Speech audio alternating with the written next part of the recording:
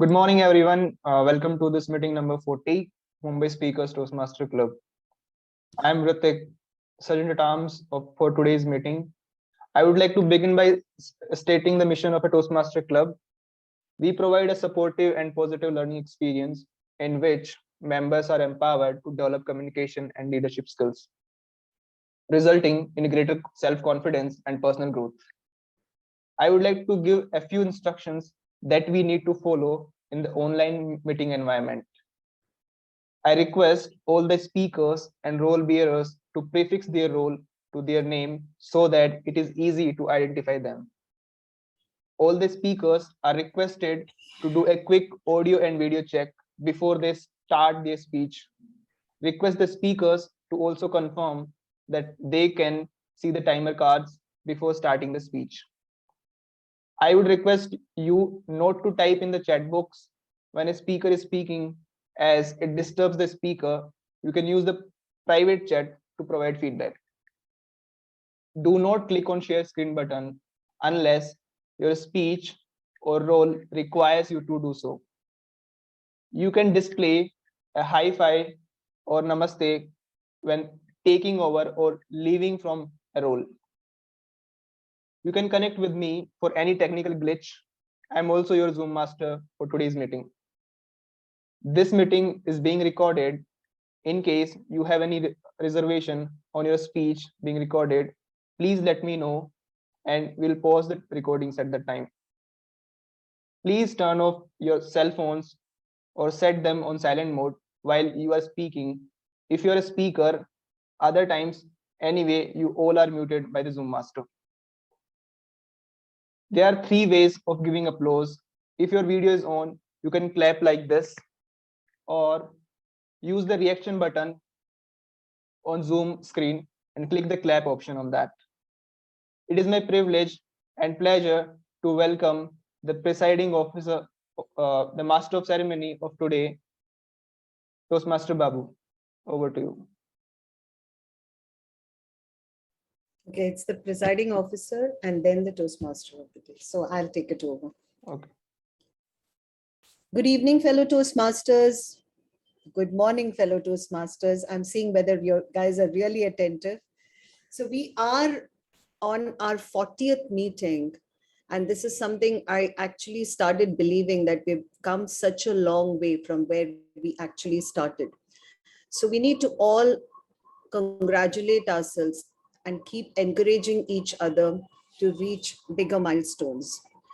So today's message, which I have in my address to all of you, is on encouragement. I think encouragement takes us to such great heights. It's unbelievable. When I was reading the story, it's about a group of frogs who was traveling through the woods, and 2 of them fell into a deep pit. When the other frogs crowded around the pit and saw how deep it was, they told the 2 frogs that there was no hope left for them. However, the 2 frogs decided to ignore what the others are saying, and they proceeded to try and jump out of the pit. It was very difficult. Obviously, it was a very deep pit, and the frogs just climb very small distances, and because of the slippery legs, it keeps falling down.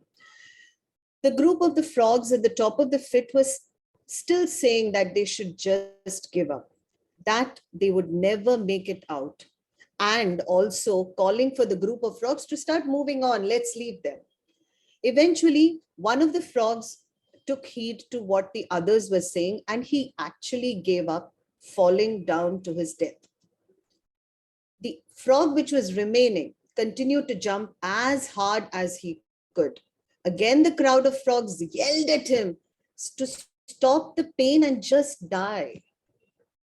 He jumped even harder and finally made it out.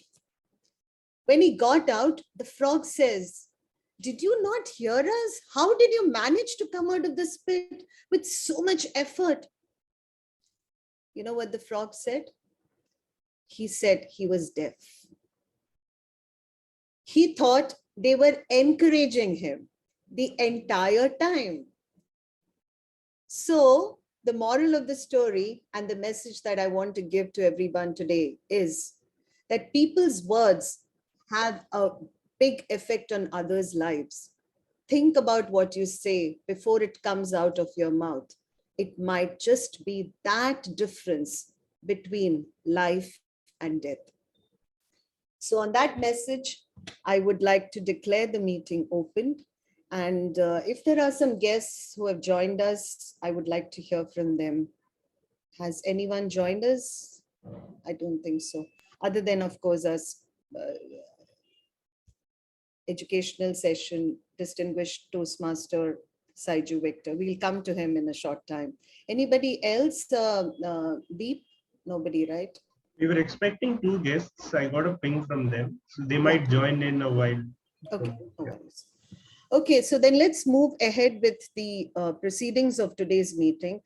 And to take us forward for this beautiful meeting that we have planned today, both in the Toastmaster format, we have few things going on. We also have an educational session and a panel discussion with the ExCom members.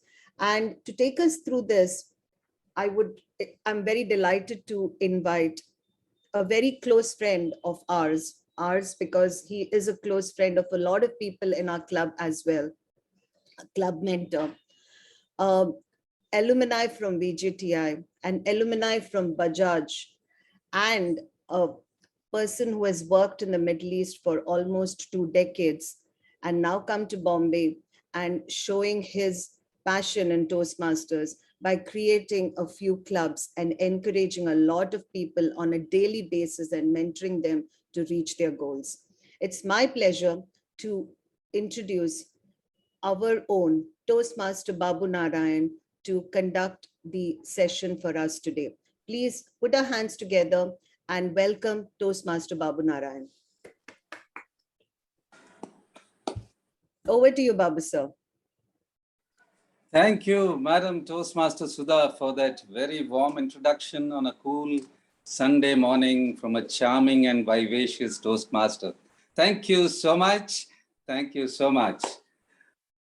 Today, I have actually been given a free rein by the VP Education and the presiding officer to anchor the session. In fact, if you have seen the agenda and the poster, there is no mention really of the Toastmaster or what the theme is. And this is what I wanted really. In fact, I told the VP Ed that let us have a very open theme. And before she really gets a panic attack on what I am going to say, let me lift the veil of secrecy and tell her that it's not going to be about any of the taboos or anything that she's got to be afraid of. It is something which is close to her heart, my heart, and the hearts of all of you, which is all about Toastmasters. So let us make a beginning of this segment with a small quiz on Toastmaster trivia. Now, the first thing that I would like to tell you is, all of you please open your videos so that you are not tempted to look for the answers through Google or take the help of the Google Baba. Okay, so here goes. These are, of course, this is information which is available on the net, but I thought what better time than to try and refresh our knowledge and information about this beautiful organization which we call Toastmasters. So here goes a few questions to kickstart the session. A simple one indeed. Who is the founder of Toastmasters? This will be like a buzzer round. So whoever is able to put your hands up immediately and tell me is the winner. Who is the founder of Toastmasters? Give me his full name.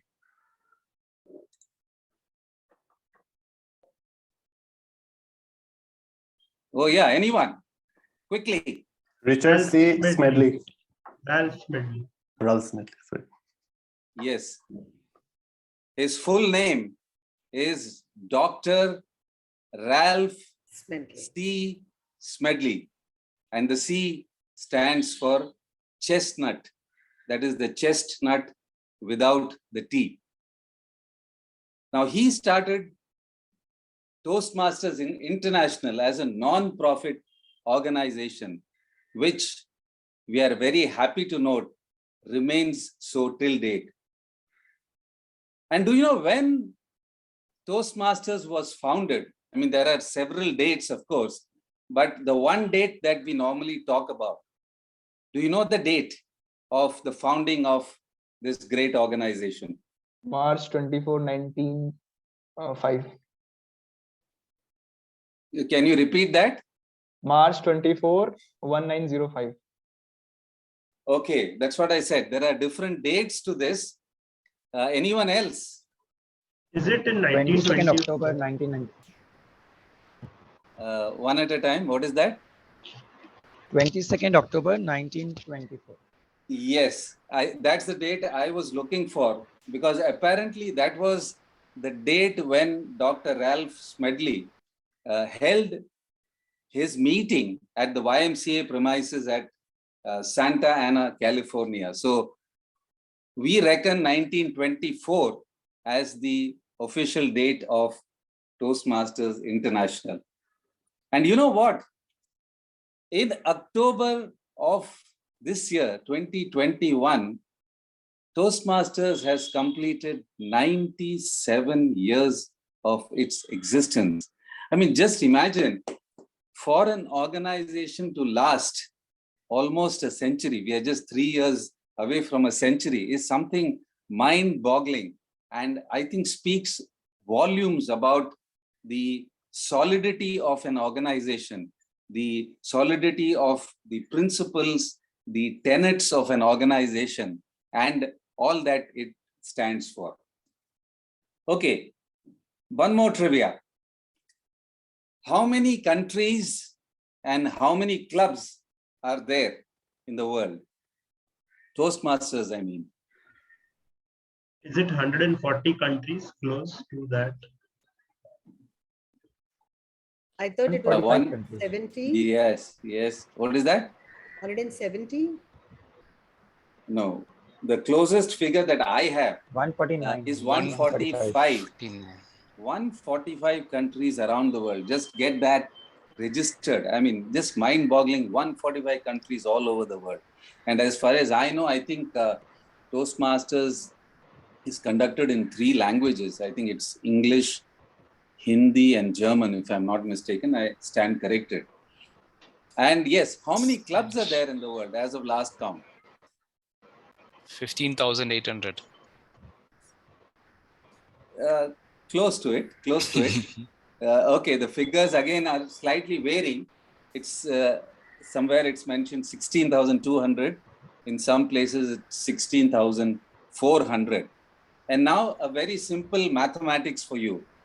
In which case, how many members would it roughly translate into all over the world? 3,57,000. Good. Somebody has done his homework very well. Yes, Joy. Did you say that? No. Okay. Right. I said, sir. Joy is not going to waste his time looking at Google. Anurag. Okay. Yes, Anurag said that. Yeah, you're close. The figure that I have is 364,000. And I did a rough calculation of 16,400 clubs multiplied by on an average of 22 club members. So I think we are close to a figure of 3,64,000. And we, 17 of us here, are part of this 3,64,000. Can you believe that? Fantastic. I think when you really start to sit and understand these figures, it really sinks into you and you feel that you're really part of some fantastic organization. Anyway, just one more last question. This is, of course, you might just need your Google for this, but I'm sure all of you or many of you would know this. Who is the current CEO of Toastmasters International? Please look at me and answer.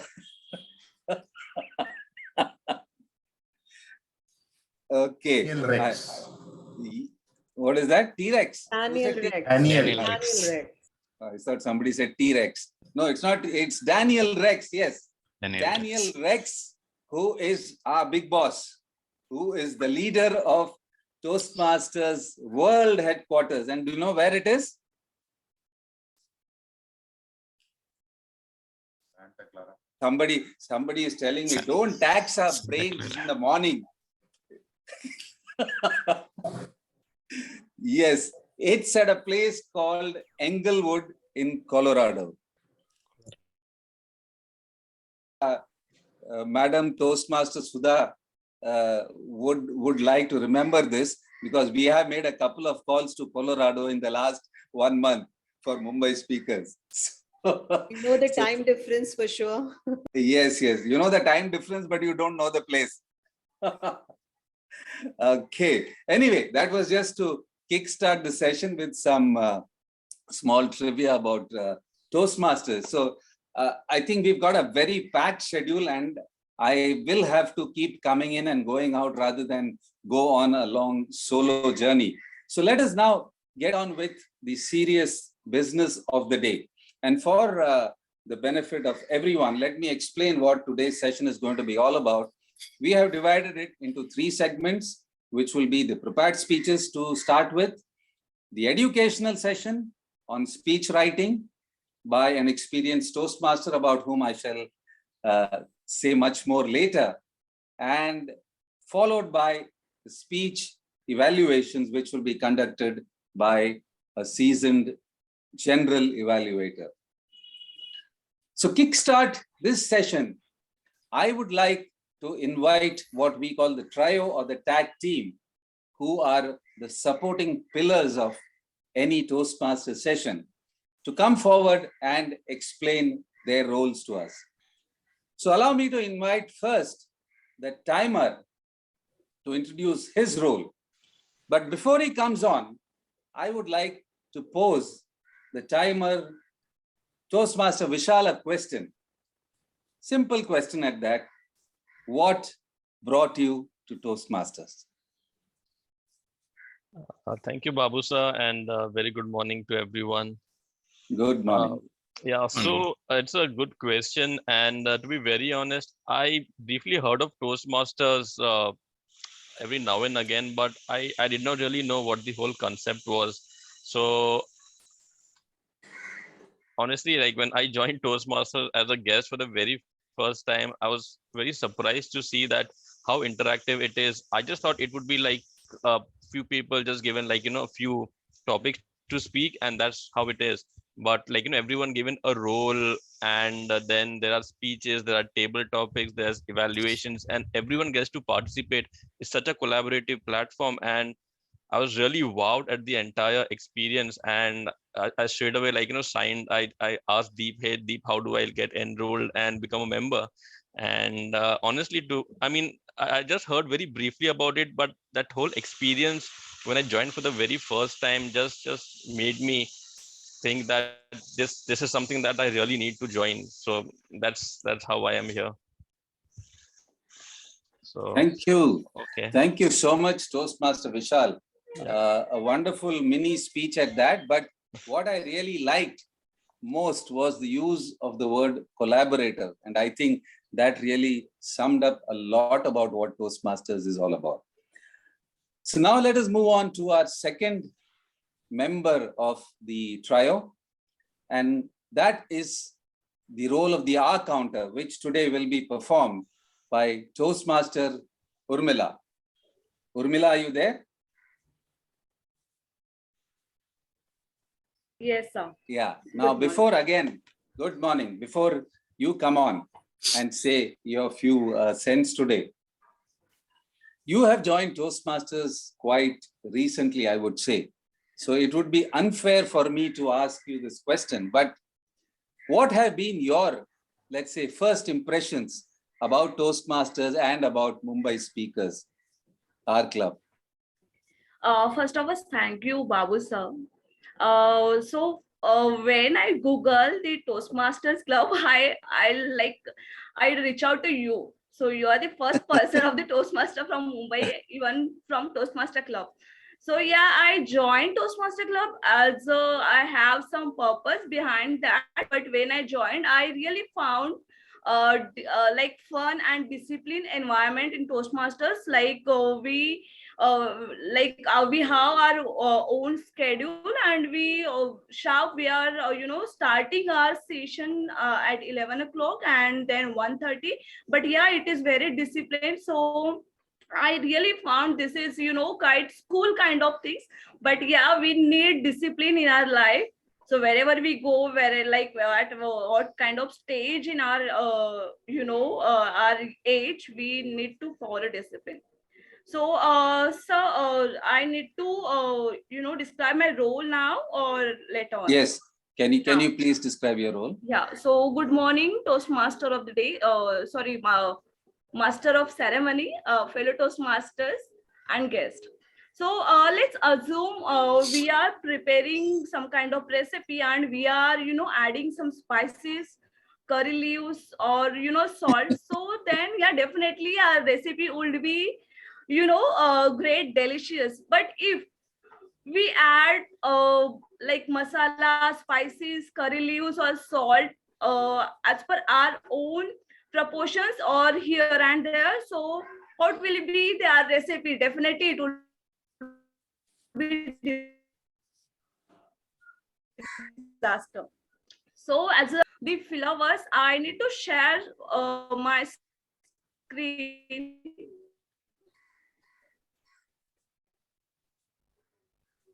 Yeah, is to record unnecessary sounds used by the speaker and role bearer. They include crutch sounds like filler words like but, like, so, okay, filler phrases, and so, etc., and extremely long pauses. So the crutch words or filler words abstract the smooth flow of speech, can be annoying to listeners. I will present my report once called upon by the Toastmaster of the day. Thank you, Toastmaster Babu sir. Over to you. Thank you, Toastmaster Urmila, for that very innovative presentation. In fact, when you spoke about the curry leaves and the rest of it, I think what you really meant was using the wrong seasoning or the wrong tadka. So let us hope that we use the correct combination for this session. Thank you so much, Toastmaster Urmila. And now we have a third member of the tag team. And this role will be performed by the grammarian. And today it will be done by Toastmaster Shama. Toastmaster Shama, before you come on again. Having joined Toastmasters, Mumbai speakers in particular, what goals have you set for yourself on this journey? Yeah. So am I audible and visible? Yeah. So joining Toastmasters, I heard a lot of things about Toastmasters from my colleague. So as you know, in corporate world, you have to speak effectively in terms of your seniors, your peers, and your juniors. So that was my goal, to strongly and thoughtfully express myself. That was the goal of Toastmasters. But when I joined Toastmasters, it not only speaking effectively, but it has a lot of other things to be learned about, like appreciating how there are different types of strengths and weakness, how to take. So there are many things. And my goal is, the goal of mine in Toastmaster is expressing whatever things coming into my mind thoughtfully and structurally. So that is my goal in both personal and professional life. Thank you so much. I think you are on the right path and you are striking the right notes. So now let us hear from you on the grammarian's role and the word of the day, if you have one. Correct. So as a grammarian, it's my responsibility to pay close attention to all the speakers, listening carefully to the language used. I'll take note of any improper language as well as any outstanding words, quotes, sayings, and thoughts. As a grammarian, it's important and it's my duty to introduce you all to the word of the day. So for today's meeting, the word is awesome sauce, which means something which is extremely good. For example, you can use the word like you are all an awesome sauce Toastmasters, and it's actually, I mean it, you all are awesome sauce Toastmasters. And each speaker is encouraged to use the word of the day, and I will give the grammarian report when called upon during the meeting, and also the report usage of the word of the day. So thank you and all the best. Thank you so much, Madam Toastmaster Shama. Could we have the word on the chat for the benefit of everyone? I'll mention it. Okay then. So now, without further ado, let us get on with our first main course for the day. And that is the prepared speech segment. And today we have a group of awesome sauce speakers, if I've heard you right. Two of them in particular. And the first speaker is Toastmaster Raghav. But before I get him on for his speech, let me call on the timer to tell us about the timings for the speech. Toastmaster Vishal, can you tell us about the timings once again? Sure. Thank you so much, Babu sir. So as a timer, I will be helping the speakers to express their thoughts within the allotted time limits. My duty is to time the prepared speeches and speech evaluations during this meeting. To help me in performing my role, I have the set of 3 color cards. The green card indicates qualifying time for your speech. The yellow card indicates target time for your speech, and the red card indicates maximum time allotted to you. For prepared speeches, I'll show the green card at 5 minutes, the yellow card at 6 minutes, and the red card at 7 minutes. For prepared speeches, we have a grace period of 30 seconds on either side of the time limit. I will present the timing report when called upon by Babu sir. Back to you, Babu sir. Thank you, Toastmaster Vishal. And now let us move on with our first speech. And today it will be delivered by a new member of our Mumbai Speakers Club, Toastmaster Raghav, and he will be delivering his L1 P2 speech. But before I call him, let us all hear objectives of the speech. Over to you, Toastmaster Joy. Thank you, Toastmaster Babu. Good morning, fellow Toastmasters. My speaker today is Raghav, and he'll be attempting Project 2 under the Level 1 of Presentation Mastery Pathways. The purpose of this particular project for Toastmaster Raghav is to learn or review basic research methods and present a well-organized, well-researched speech on any topic. So good luck, Toastmaster Raghav. Hope you have an awesome sauce speech.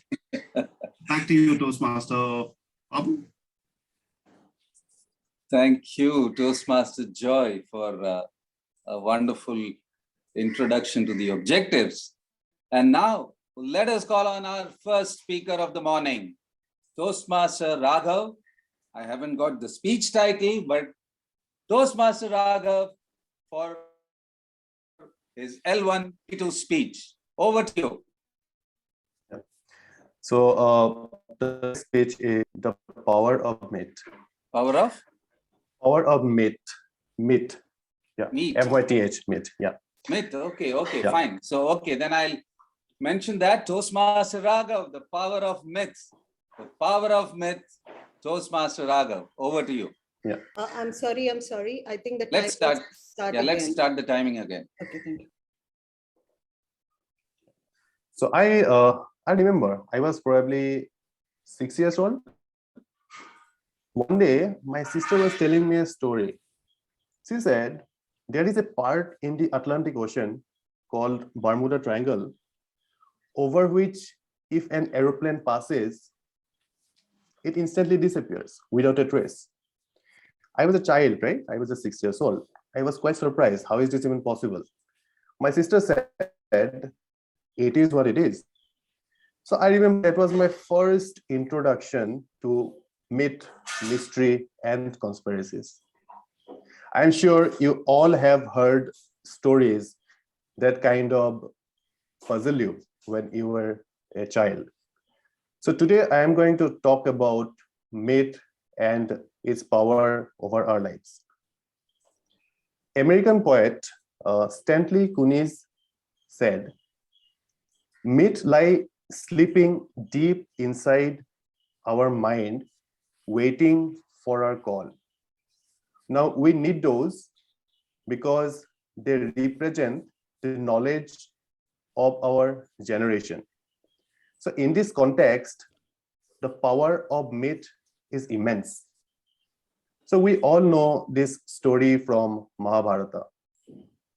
One day, Guru Dronacharya, he set up one target in the form of a bird and asked his students to aim for it. Now, before they did so, he asked his students a few questions.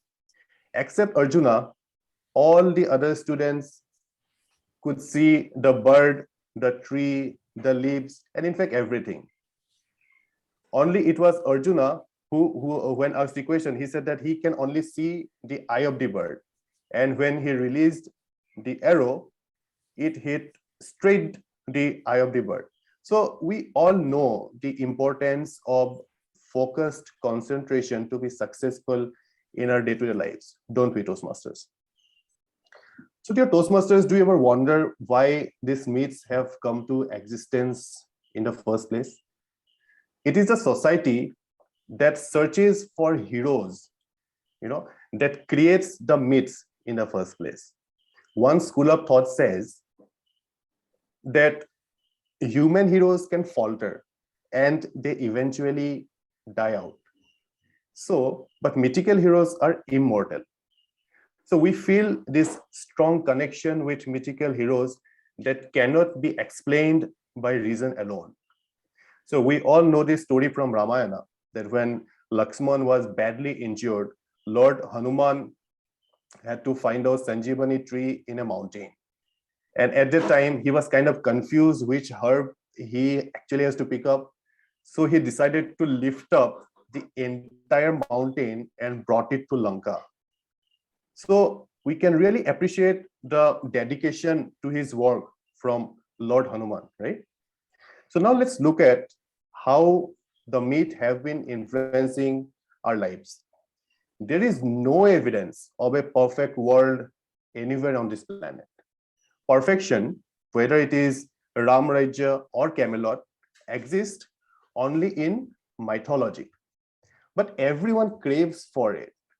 This craving for this perfection creates art, establishes empires, sparks revolutions, and motivates leaders. But often we see that myth tries to defy the imaginations. Mythology tends to be very hyperbolic. Is this why we are attracted so much to these stories? Now, sometimes when we see that the stories are going to the extremities, I feel it is the modern arrogance to assume that we believe that people in ancient times used to believe in virgin birds, parting seas, and talking serpents. So this extremeness that is exhibited in these mythological stories is actually meant to draw your attention toward the proper communication, the message. That is the main idea for this. So the root of the word myth is mithya, which means delusion. So now a question comes to our mind, right? So if it means delusion, so being influenced by myth, does it mean that we are living in a delusion? Actually, it's not true, because myth is also truth. It is just that it is subjective, it is intuitive, it is cultural, and it is grounded in our faith. Myth is a very common understanding of the world, and it binds individuals and communities together. That is the main reason all the myths make perfect sense to only one group of people and not everyone. So this leads to my second point of discussion. Are myth and superstition opposite sides of the same coin? We may think of ourselves that we are not superstitious, but we may have observed that when somebody sneezes, we say, bless you. It is said because it is our ancestors believe that when sneezing, the devil can actually steal your soul. Another example I'll give you, this Air France and Lufthansa, they do not have a 13th row on their aircrafts. Lufthansa even do not have the 17th row, because in countries such as Italy and Brazil, number 17 is considered very, very unlucky. So that's why they have not even included it. But we pride ourselves that we are not superstitious enough. So why myth? Why should we care about them? Can't we just not care about, not give a damn about myth and just move on in our lives? Yeah, we can do that. But we should appreciate the fact that when modern science evolved, it did not evolve in its entirety to just nullify myth. And just like during its birth, it did not just throw off the shackles of myth. With proper introduction of the subject of myth, it is very interesting and very enriching. Otherwise, how this human civilization is expected to learn the age-old virtues and values so that we can progress towards more greatness. So when we hear a myth, before you just shrug it off that I just don't care about it, just pause and think for a moment. What is the gap in our society that this particular myth is trying to fill? I think that will go a very long way. So with this thought, I would like to conclude my speech. Over to you, Toastmaster Babu.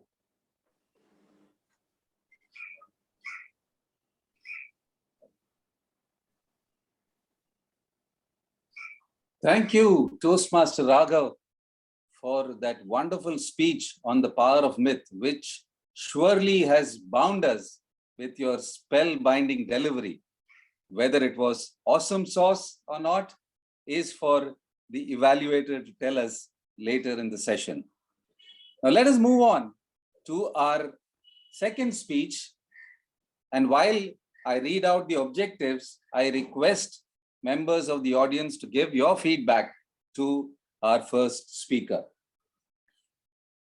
The second speech will be delivered by a seasoned Toastmaster, Toastmaster Deep Shah. And today, he will embark on project number 3 in level 2 from the Pathways Dynamic Leadership. And for us to know more about the objectives, let me call upon his evaluator, Toastmaster Sudha, to tell us the objectives of the speech. Toastmaster Sudha. Thank you so much, Toastmaster of the Day. And good morning once again, fellow Toastmasters. Yes? Okay, yes, I couldn't hear you. Yeah, okay. Carry on. Thank you so much, Toastmaster of the Day. And good morning once again, fellow Toastmasters, and in particular, my speaker.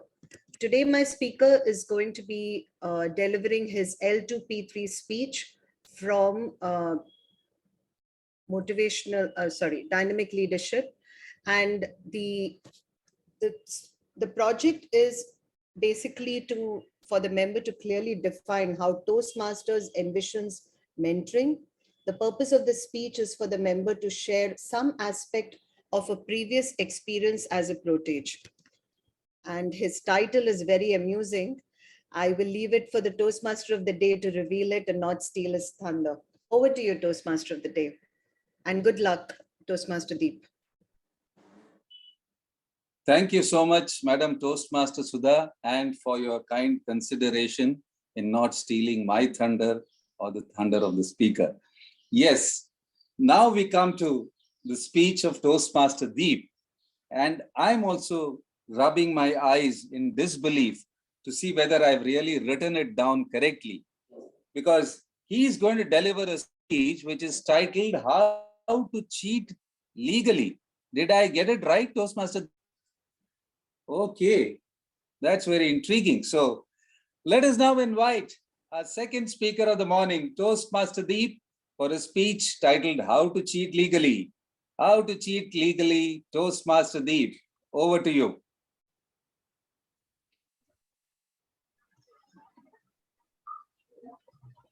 Coming from a teenage in my early 20s, one thing that I did a lot growing up was playing games. How many of you here have played a plethora of games in your childhood? Can I have a show of hands? Yes, I see everyone.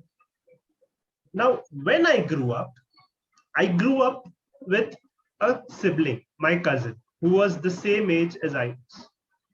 And for a lot of time, I was the recessive cousin because he had the upper hand in almost anything that we did. So whenever we started playing games, my point of view would be to get an unfair advantage, to try and cheat so that I can win at least once. And guess what? I got good at it. Whenever the mobile games come in, the first thing I did after downloading them was to look for cheats and modifications so that the coins that were there by which you could get a lot of upgrades were maxed out at 9,999,999 coins. So my brother had no chance whatsoever of winning. Well, the question is, was it legal? And you might say, that's not fair. But what I ask you is, let us imagine this scenario. You want to go from here to Borivali station, and you don't know anything about Mumbai or which street leads where. So you open Google Maps like most of us do. And there is a satellite up there who's helping you navigate through the streets. Don't you have an unfair advantage over someone who doesn't have this technology? So the crux of cheating is to get an unfair advantage. Now, the $1,000,000 question, which I'm sure all of you are wondering is, can you cheat legally? The answer is yes. If you find a satellite up there. And in any area of life, you can find a satellite. And that satellite is your mentor. Growing up, I had succumbed to the fact that I was not going to beat my brother. Until one day, my principal called me to her office. I still remember the day in my classroom. And back in those days, the principal only called you for two reasons. Either you did something terribly wrong or something terribly wrong was about to happen to you. The mic made the announcement, Mr. Deep, can you please come to my cabin? Being a wobbly jelly, I slowly made a way into her cabin. And she said, I want you to ace your 10th standard examinations. And I will personally mentor you if you need any help from me. And she became my mentor.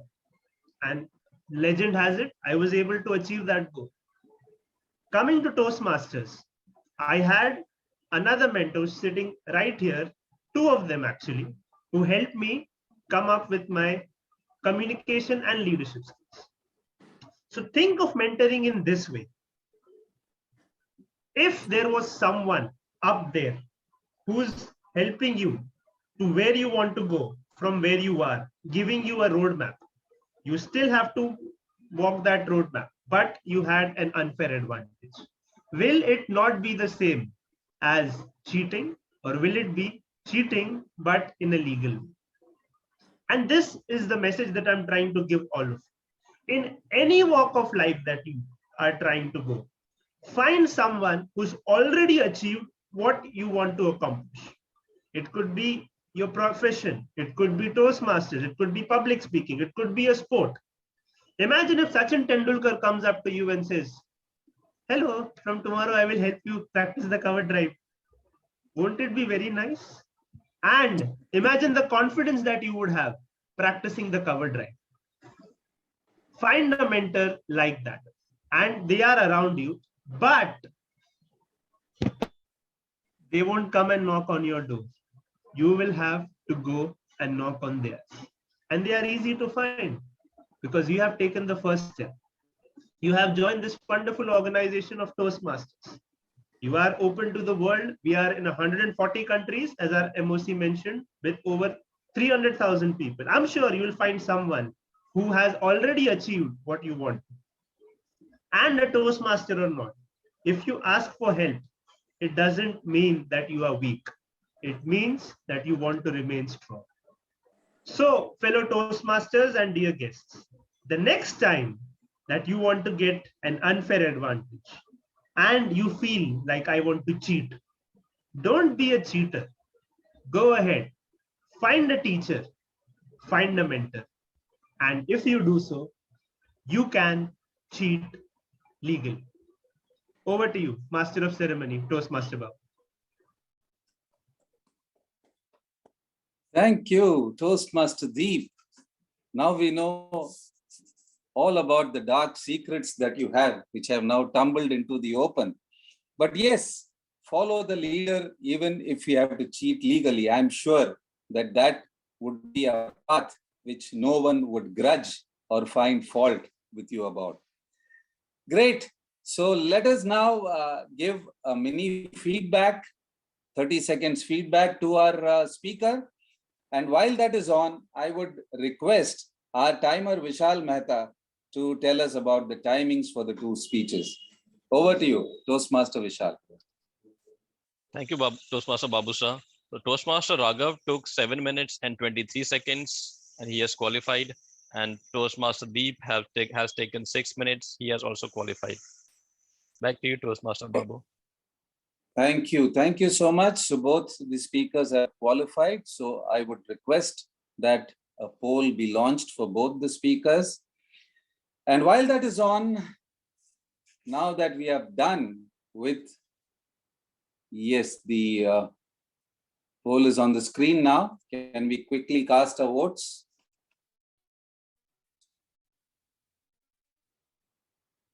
I have done mine. Okay. So now that we have done or had our main course of the morning, let us move on and try and talk a little more about Toastmasters, and this time relating to clubs and Mumbai speakers in particular. Needless to say, the club is the most indispensable part of this huge monument which we call Toastmasters. And therefore, it would be in order for us to recognize all the moving parts of what a club is all about. But before we get there, let me just throw again a few trivia about Mumbai speakers this time, which should be a part of your own rote for this question paper. First question on this is, when was our club Mumbai Speakers Toastmasters officially chartered? Yes, Deep. 1st of January, 2021. Okay, I take that. It's indeed 1st of January, 2021. And do you know what this means? This means that come January 2022, we will be having the first anniversary of Mumbai Speakers Toastmasters Club. And I'm sure that the incoming president, whoever it is going to be, and the incoming ExCom, if they are so inclined, and if Shri Uddhav Thackeray gives us permission, I'm sure we could have a good in-person flesh and blood celebration with all our 26 members, which is what I am told is the current count, our membership strength. So let us all look forward to that, which should follow in January. The second question is, which area are we a part of?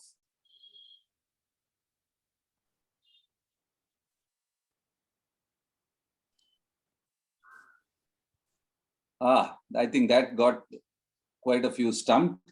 In fact, I also really had to scratch my head and call the VP Education. It's area B4. Am I right, Madam Toastmaster Sudha? Yes, yes, it is. And it's there on our agenda every time. So please. Something I think which we miss regularly. So anyway, it's area B4, and that B stands for Division B. We are part of District 98, Region 13, and it goes on and on. In fact, the club is the basic building block. Few clubs form the area, few areas form the division, and then the district, region, and Toastmasters International. That's a little bit of information for those who may not have that. And now we come to an interesting part of this morning's session, which is our educational session. And today we have an experienced Toastmaster from Oman, across the seas, who will showcase before us some aspects of speech writing. He is a Toastmaster who has received accolades, not just as a skilled communicator, but as a leader in his own right. He is DTM Saiju Victor, who is, hold your breath, let me read out, a Toastmaster since 2007, District 20 DTAC, which is District Toastmasters Annual Convention, isn't it, Saiju? International Speech Contestant in 2013, again in 2017, and a finalist in 2019. Okay, a leader in his own right, an area director in 2017, and today or currently he is the District 105, which is a district in the Gulf, District 105 Public Relations Manager. Let me take my breath now. So without further ado, let us put our hands together for this dear friend of mine, an endearing and enterprising Toastmaster who runs his own company in the digital marketing space, distinguished Toastmaster Saiju Victor. Over to you, Toastmaster Saiju. Thank you, Master of Ceremony, Toastmaster Babu sir. Nice to meet you after so many years in this space. Thank you for the opportunity, leaders, fellow Toastmasters, and my dear guests. So let me start my presentation. I believe I have got the sharing rights. Yes. Right. So we are all there for an awesome sauce speech, isn't it? So we all are in search of an awesome sauce speech, which we expect that will come from one of us, and it will go places and get eventually into the world champions of public speaking. But a speech is not just made to win contest, but it is more made to win or touch hearts. When your speech is able to touch hearts, that is when you are becoming a true winner. So basically, we all want to give a good speech, but what are the points or what are the obstacles that come to us that we feel that because of this, I'm not able to prepare or write my speech? The first one is that we all say, I don't have a good topic. And you can unmute and tell me what would be your next reason why you would be telling that I'm not able to get a speech written or prepared. One quick one. Okay, I'll give you one. I have an idea, but can that be my speech? We all have great ideas, but we don't feel that that is strong enough to be my speech topic. Then the third thing what we feel is that, okay, I have got this idea, I have this speech also, but I don't know how my audience are going to react. That is why I am hesitant to write my speech and prepare for it. And most importantly, I'm not convinced about my speech. This is an awesome speech. Everything is perfect about it, but somehow I don't feel so very convinced. I see all these speakers, they are speaking with full conviction. I am not able to speak like that. So that is why I'm not able to write or prepare my speech. So now this is a quiz question. There are 3 images. Connect the image and tell me what it's all about.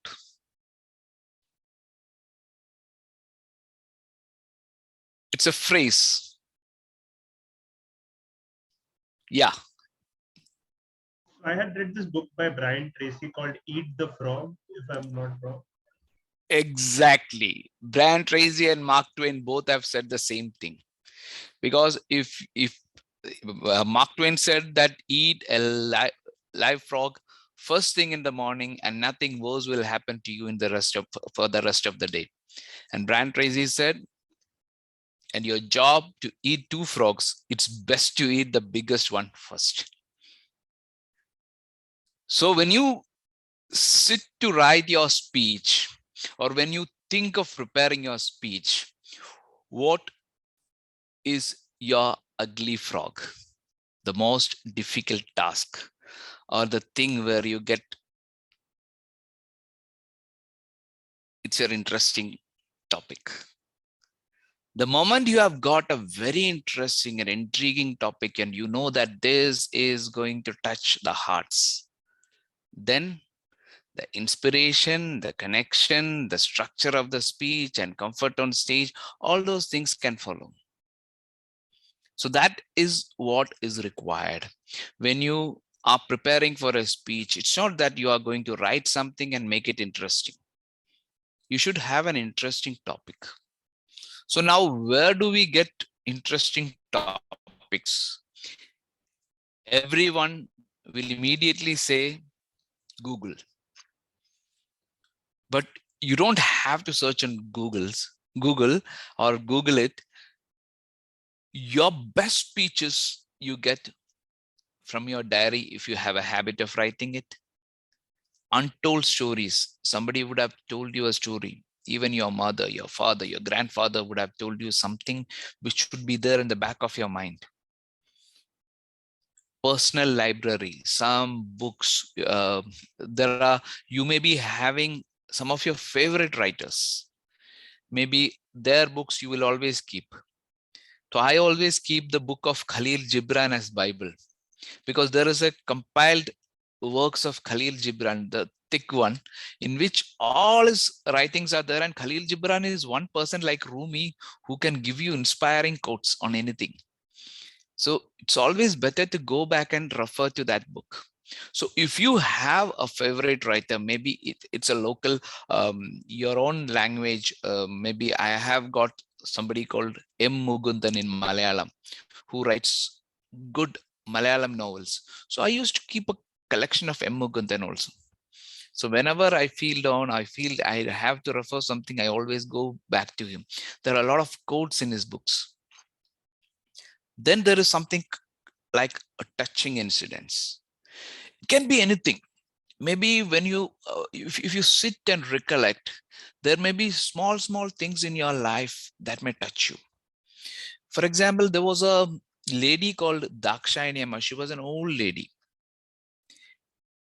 When we were young, she always used to bring this small brown rice bowls. These rice bowls are made out of rice powder mixed with the jaggery and then fried and given to us. We used to call it unniyappam, the small bread, maybe if you call it. So that was so tasty. You know, this lady, she didn't have anybody. She used to live in the backside of one of my aunt's house. There she used to live in a place that leaf thatched, coconut leaf thatched house, small house she used to live. She used to go and help people, and from there she used to collect this rice, jaggery and all. She used to come home, cook this and give back to children. Not for money, just she found happiness in it. So if you see, there is a bigger philosophy behind what she was doing, her deeds, because she may be the greatest what you call the giver of happiness. So something like that itself can make a great speech. And in each one of us, there are moments of realization which we would have,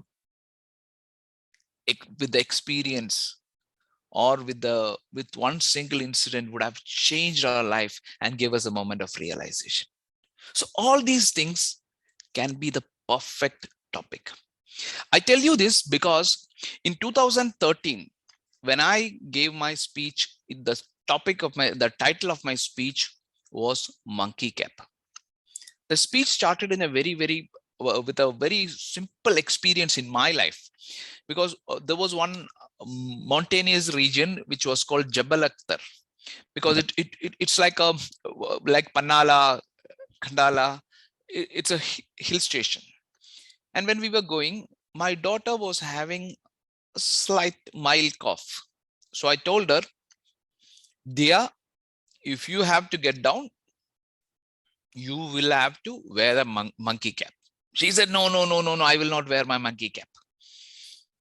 Then I was telling that, then you are not going to get down. So she started crying. The scene was going ugly.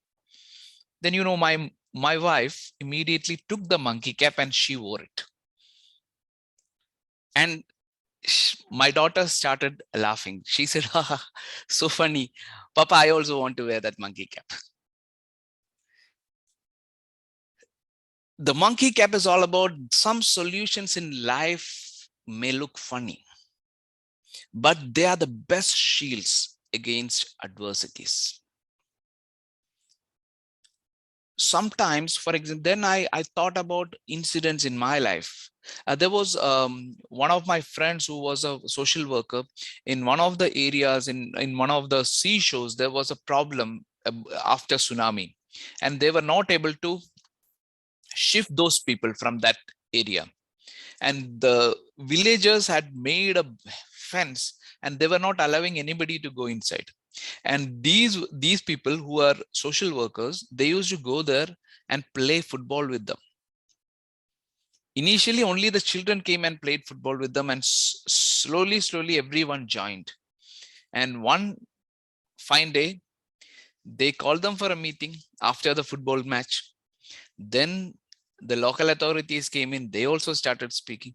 So the thing is that game of football, in fact, changed the situation there, and they could find a solution.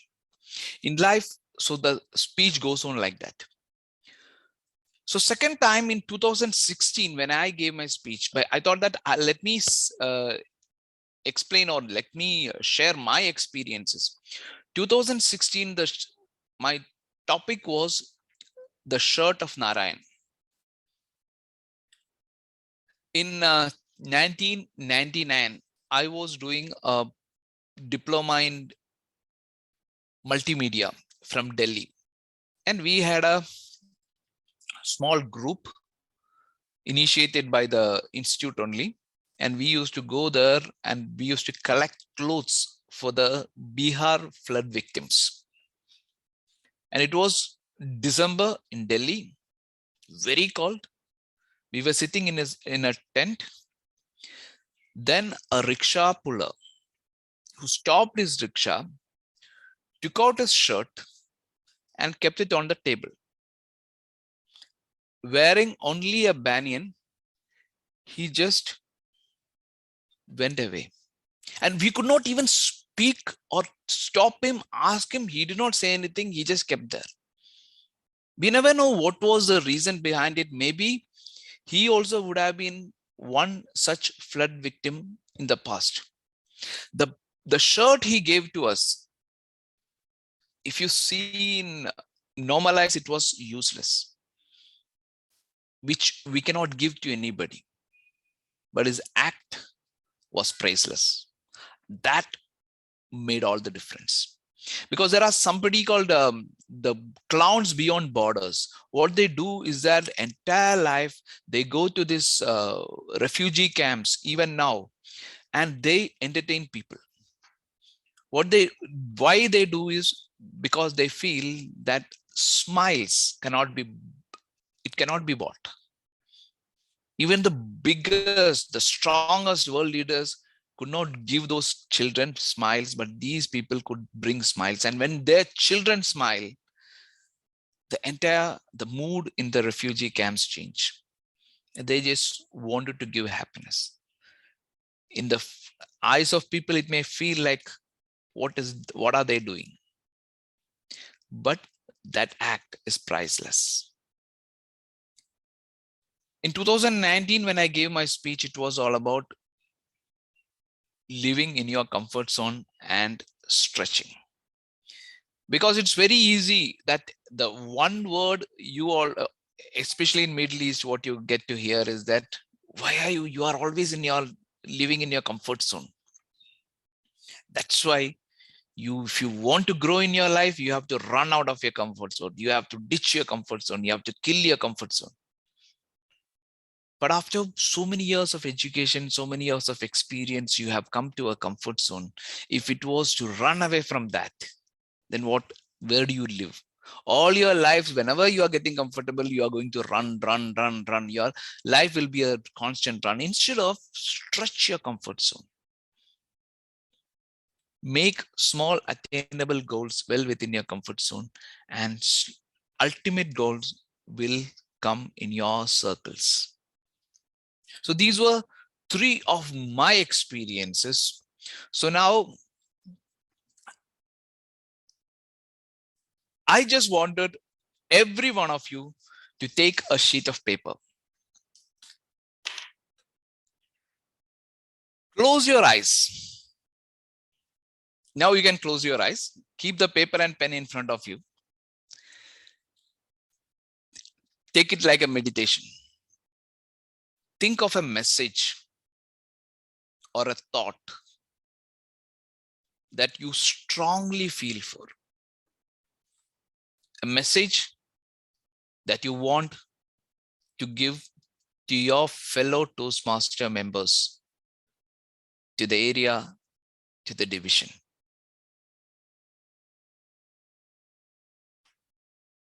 Keep your eyes shut.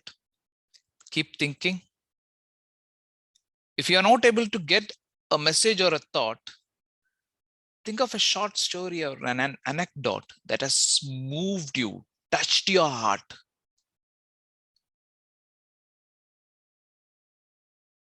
If not a story, an incident, maybe something which has happened recently.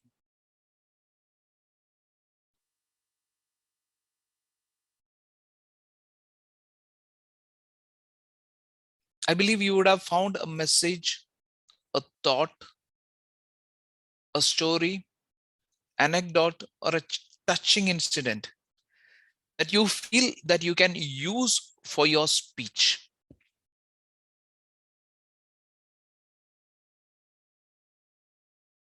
If you're going blank, you're not getting anything, think of some of those hashtags you keep hearing these days. Maybe very, very commercial, marketing hashtag, but something that touches you, that in fact gave you a great speech idea. Or a tagline, a phrase of an ad, a name of a book.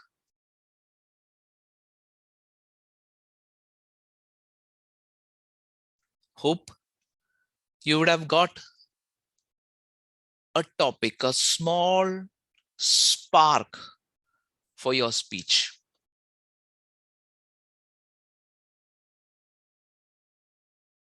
In 10 seconds, let's finalize one.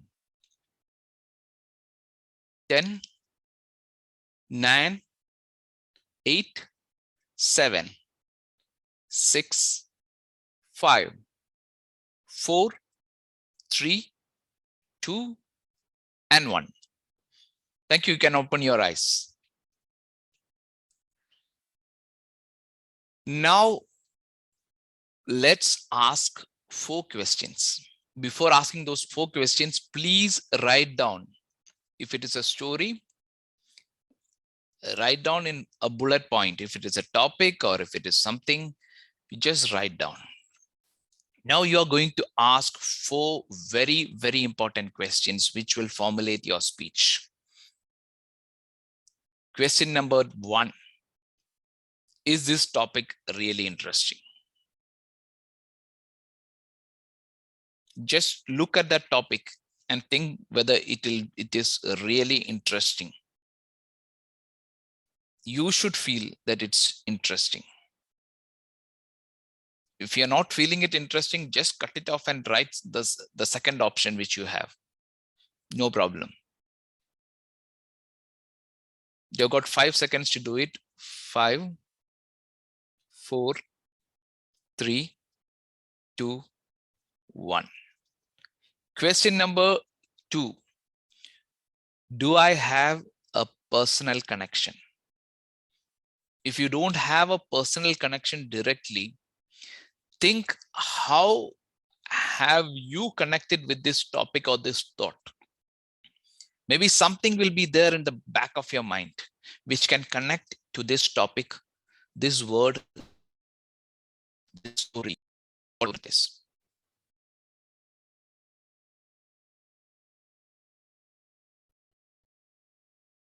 You have to establish that one. If you don't remember, don't worry. You can easily get it because it is related to you. That is why you could make this, select this topic. Most important third question is that, is this relevant to my audience? Maybe saying something about going back and settling in your hometown is a good topic when you speak to people in Gulf region or somewhere out of India.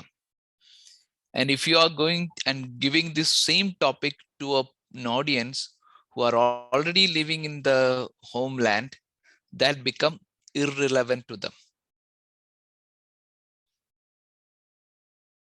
Speaking a topic to an educated audience, saying that you have to be educated to be big in life, may be irrelevant, rather than people who are aspiring to sharpen their skills.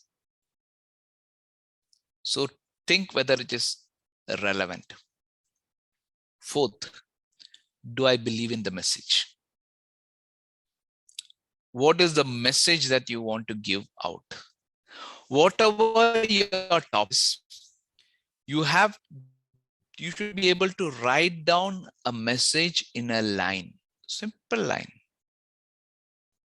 I'll just show you how it is done. For example, if my topic, I thought that it's hold on. It's about never giving up. Don't give up. A short description about your topic. It's very easy to give up in life. But if you hold on, that bad phase too shall pass. Message you want to convey through the speech: never give up, however big, bad the obstacles are. So this way, if you are able to write down your topic, a short description against you, and the message you want to give, then your half job is done. Now let me stop and ask, how many of you have got a topic now?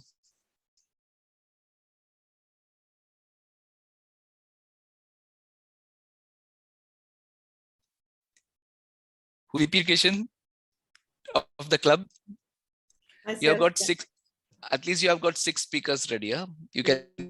Thank you. Thank you for making my job easy. Thank you, Saiju.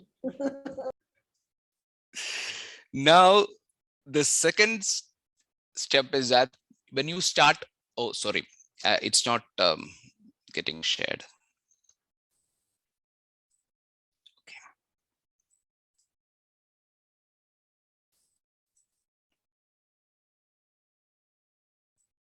Okay. When you are writing the speech, always write in this mode: opening, body, and conclusion. OBC, OBC, we keep hearing. So what we do is that opening, tell them what you are going to tell them, directly or indirectly. In the body, you are going to tell them what you intend to tell. And in the conclusion, what you do is that you are telling them what you have already told them. So your speech structure should be like this. When you are writing it, you remove the term opening, body, and conclusion. That is for evaluators. For you is tell them what you are going to tell them, and tell them what you told them. And the most cardinal rule is that when you are thinking of one topic, so many things, so many stories, so many characters will come to you. Don't try to pack everything into one story, one speech. Whatever is required, only this. When you do this, what happens is that you lose the focus. You see the tree, you see the bird, you see the river, you see all the Kauravas and Pandavas also. You don't see the bird's eye. So instead, if you are able to concentrate on select certain things what you want to include and concentrate on that. Second thing, be aware of the speech structure. 55% is going to be body language, 38% is going to be vocal variety, and 7% is going to be words. So how are you going to? Maybe a well-written speech, when you read it, it may be fantastic, but when it is delivered, it is not written in consideration with this, your body language and vocal variety and gestures. Because when you are speaking itself, you will have to, some of the best directors, they in fact draw their scenes. They write in any of the movie scripts, you see what they say. He moves his hand and looks at him. That kind of, when you are writing, if you are able to write what your action is going to be.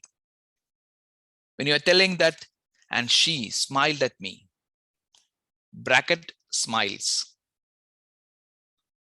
Give ample scope for body language.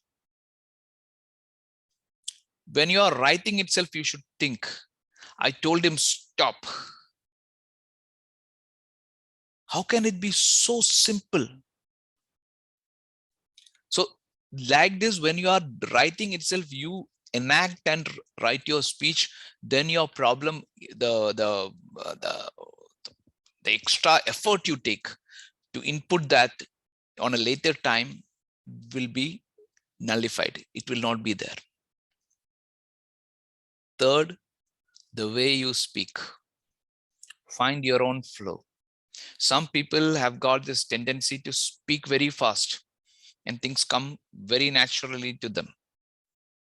But use it, but always control it. Use that in certain areas. You underline where you have to go fast, where you have to go slow, where you have to speak loud, you write it in bold letters. Where you feel that you have to be fast, you write it in italics. Where you feel that you have to go slow, write it in normal letters. So that's how, when you are reading your speech, you know, even if the others are not able to make it, you will be able to make it, how to go about with your voice. Words are magical. and you have to use it. The best of the best words, look for synonyms and have your speech filled with some of the beautiful words you have come across in your life. It's an opportunity to use those words, experiment. And most importantly, an average man's capacity is to deliver 110 words per minute. So for a 77-minute speech, if you have body language, gestures, movement on the stage, you should have 700 or less words.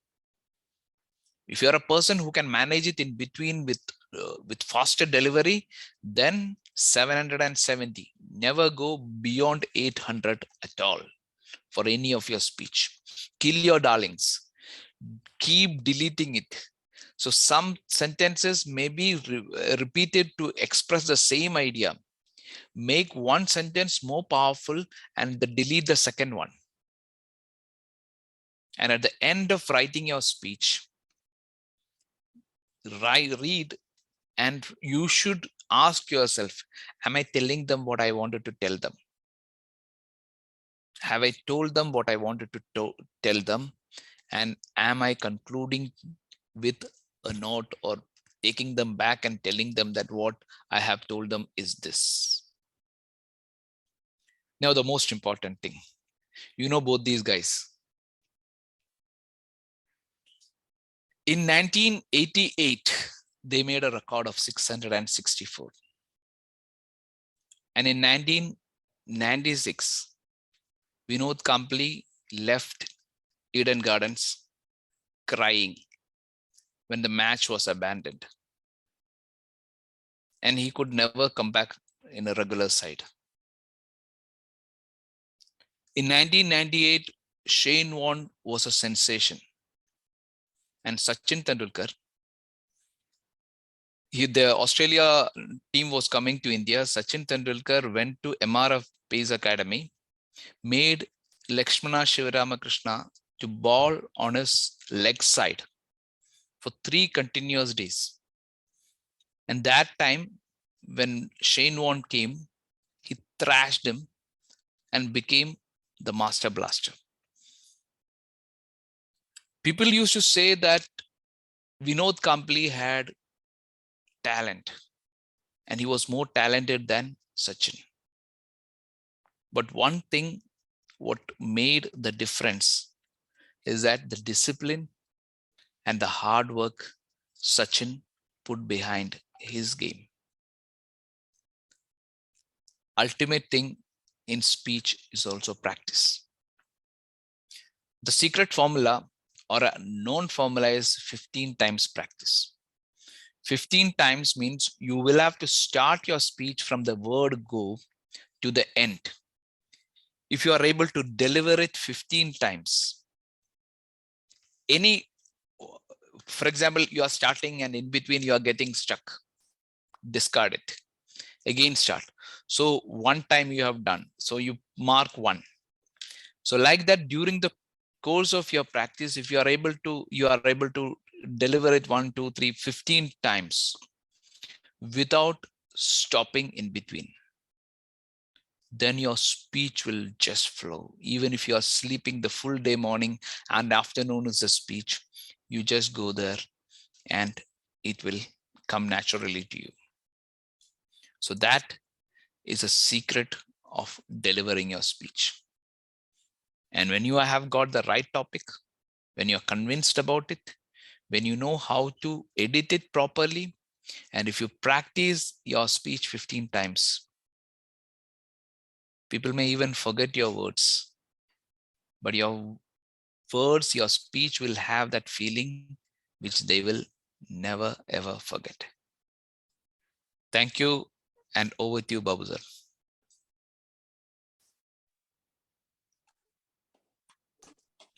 Thank you, Toastmaster Saiju, for that captivating and, should I say, enlightening session.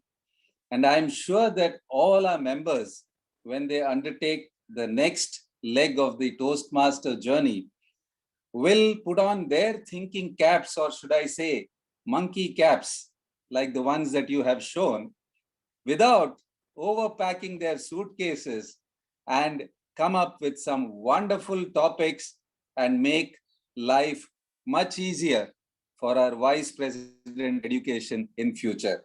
But all in all, I must say a wonderful topic to select, and probably the most elementary topic which is required to prepare a speech and deliver it.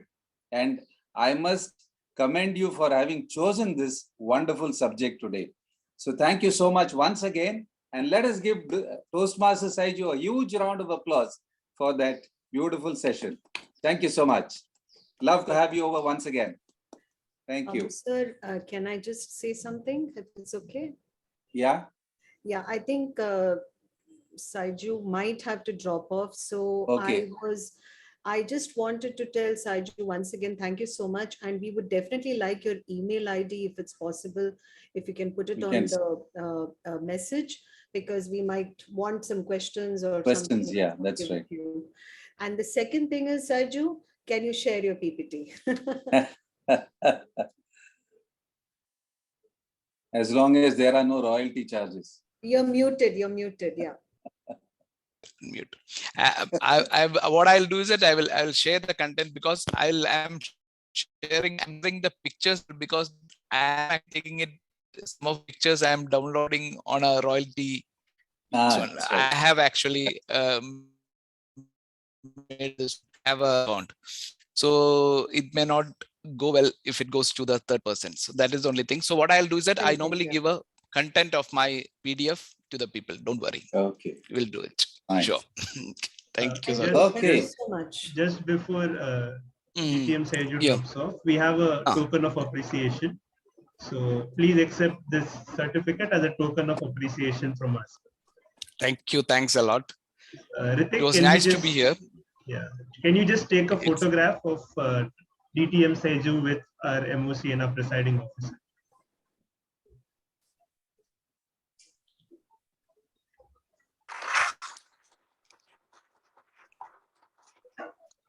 Yes, I've taken.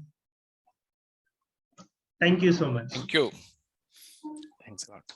Sorry, I have to go for a meeting. That is why. Sorry, I could not. I'm no not able. problem. Right. Thank you I know so it's much. a working day in the Gulf, so thank you so much for make time and be here. We enjoyed it thoroughly, and we will definitely post our feedback back to you. Thank you. Thank you. Thank you. Thanks a lot. Thanks, Sudha. Thanks, Deep. And let us move on with the session. I think we are, as usual, behind schedule. Of course, I am the chief culprit for that. But let us move on to another interesting segment. And this is going to be a panel discussion on leadership insights. Discussion, I reckon, would be on leadership roles in the clubs, and in particular for Mumbai speakers. And here, I will play the role of the moderator, and I will allow all of you to be the panel members for the discussion. Now, most of us have joined Toastmasters to enhance our communication or public speaking skills. In fact, this is what I hear whenever I talk to prospective guests and ask them, why do you want to join Toastmasters? And they all say, to improve our communication skills. But if you analyze the mission of our club or of Toastmasters International, it talks of developing communication and leadership skills to foster self-confidence and personal growth. In other words, this forum of Toastmasters offers such a wonderful opportunity to hone not just our speaking and listening skills, but also our leadership skills. So what are these leadership skills all about? Now, if we focus on this small unit that we term the club, which is of immediate relevance and concern to all the club members, at the club level, we have what is called the Executive Committee or the ExCom, which, as you all know, comprise of the 7 office bearers, who, along with the immediate past president, take the onus of conducting the smooth operations of the club, whether it's a weekly club like ours or a bi-weekly club such as Mumbai Orators or Bombay Toastmasters or what have you, to have the responsibility for the growth of the members in the club, by which I mean the membership growth,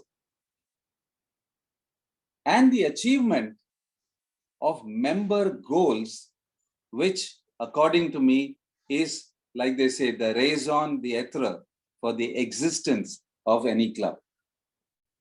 Now, as you're all aware, just to reiterate, that on the 19th of December, which is the next Sunday, Mumbai Speakers will hold its elections to elect its third executive committee, or the ExCom, for the 3rd term of the club. Remember that we are a club which holds its ExCom elections every 6 months. So 2 terms have passed, and this will be the 3rd term of the club. Now, in brief, what is so interesting about these roles, that it gives the ExCom member an opportunity to hone and develop leadership skills. Now, as you know, in every walk of life, be it as the head of the family, as a father, mother, son, or daughter, or even if you're just a cog in the wheel in any organization as a professional, where in all cases you need to work with many others in a team, perhaps to strategize, to make important decisions, and more importantly, to work in a networked environment, you have to have certain leadership qualities. And this is where Toastmasters offers you that wonderful opportunity in the form of ExCom positions. Now, as a leader, having been the president of Bombay Toastmasters and an area director before, I recognize the important roles that the ExCom leaders perform.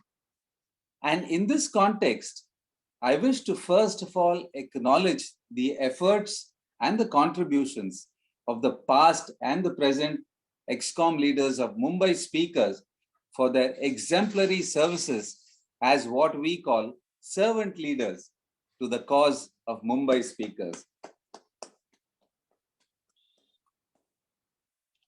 Now, in this, I wish to call out the exemplary work that has been performed by some of these Toastmasters who have gone beyond their call of duty in discharging their responsibilities. I will run through this list quickly. It is not exhaustive. Now, as you have seen, as Sergeant at Arms in our own clubs, you have a certain Toastmaster, Walter Crasto, who comes in every day, performing not just the role of one as Sergeant at Arms, but as Zoom masters, donning dual hats almost every session. And that is what I call the essence of leadership. Congrats, Toastmaster Walter, for that.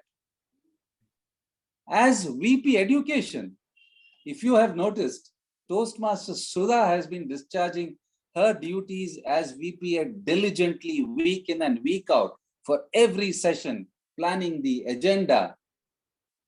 And of late, I've seen her even performing the role of the secretary.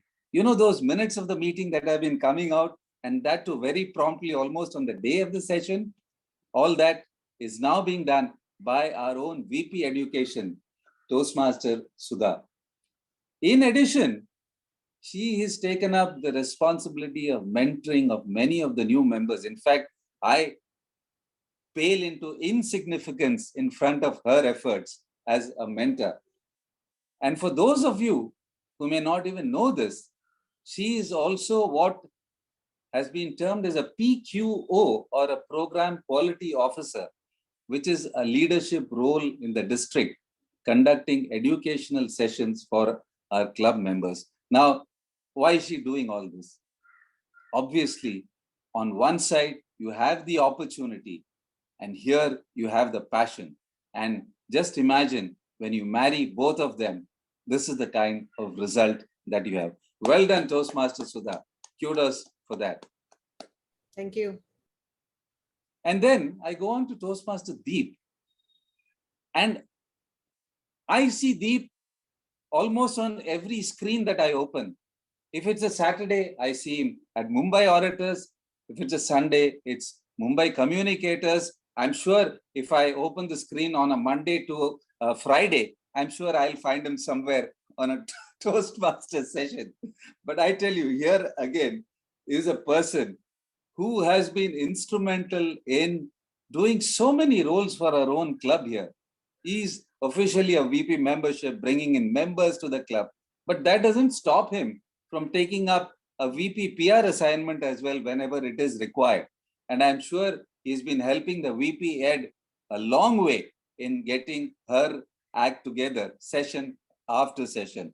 Toastmasters Deep, you've been a wonderful asset to the club as well. Keep going. Thank you. Thank you. Thank you, sir.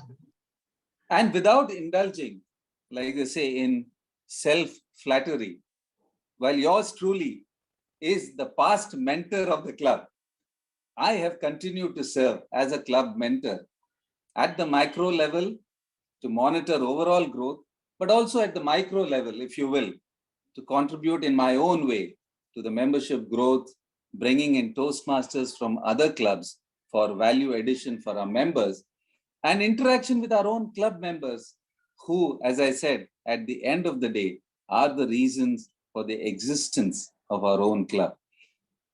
I'm sure all our other members whose names I have not taken today have all been contributing in some way or the other to the growth of the club. But suffice it to say that unless we pull together, we pull this rope of togetherness in a unified manner, we will not be able to achieve those heights of glory that we are seeking.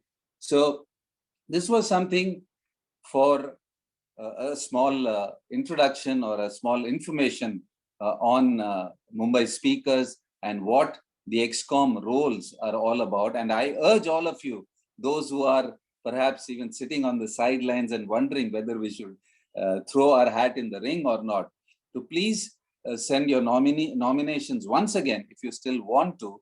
And those of you who would not like to take up this role at this point of time, perhaps join up as buddies for the ExCom members who will be elected, so that we can all work as a team and ensure that Mumbai Speakers gets its rightful place in this fraternity of Toastmasters.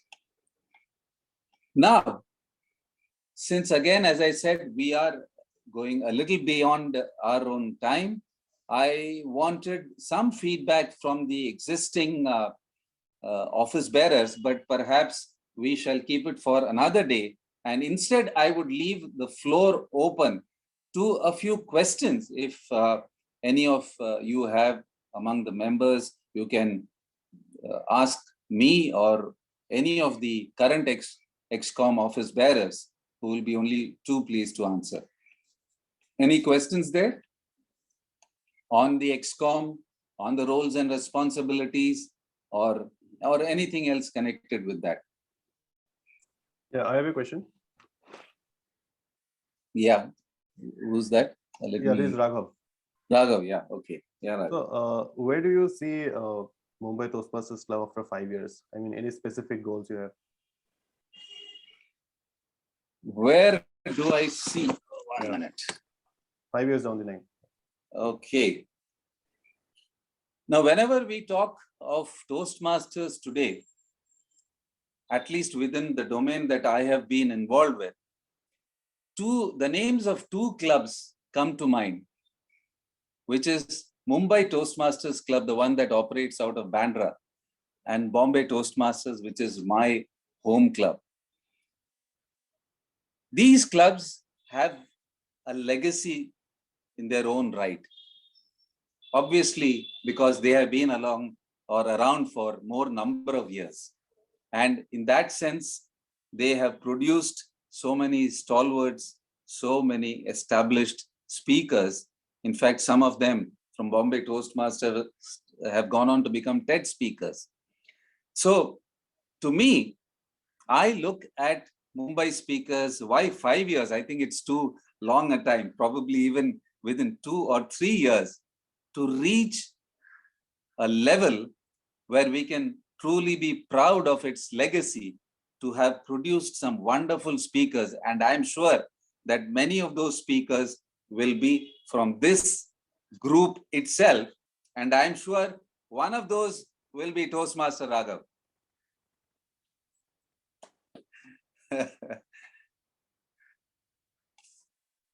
Toastmaster Raghav, I don't know whether I've answered your question, but Yeah, thanks.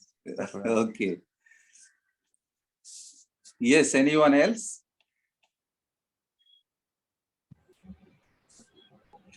If not, then I shall. Babu Yes. sir, I wanted to ask you Oh, okay. Yeah. for the roles in the XCOM.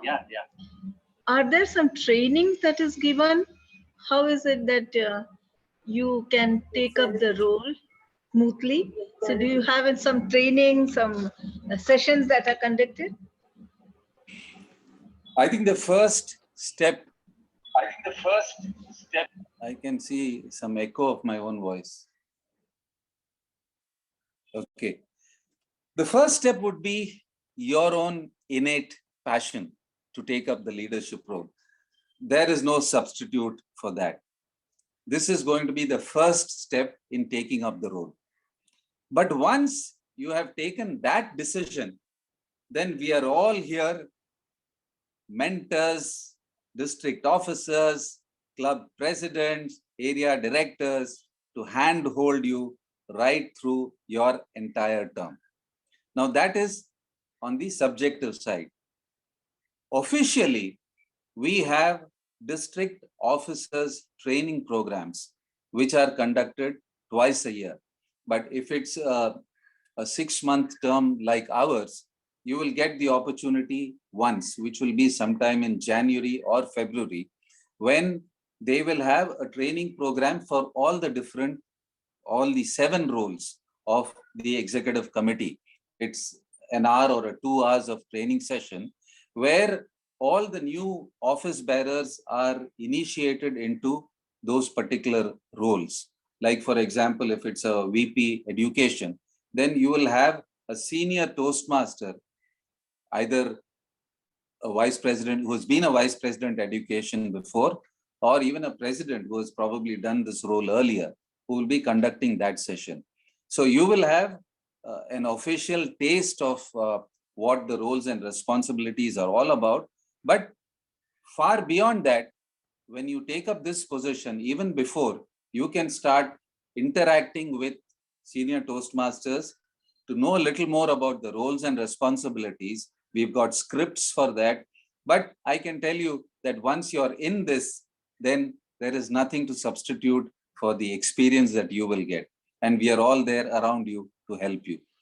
XCOM works as a team. And therefore, even if you're a secretary or a president, you will have interaction and inputs from all others in the committee, as well as the senior mentors in the club. So you will never feel lost.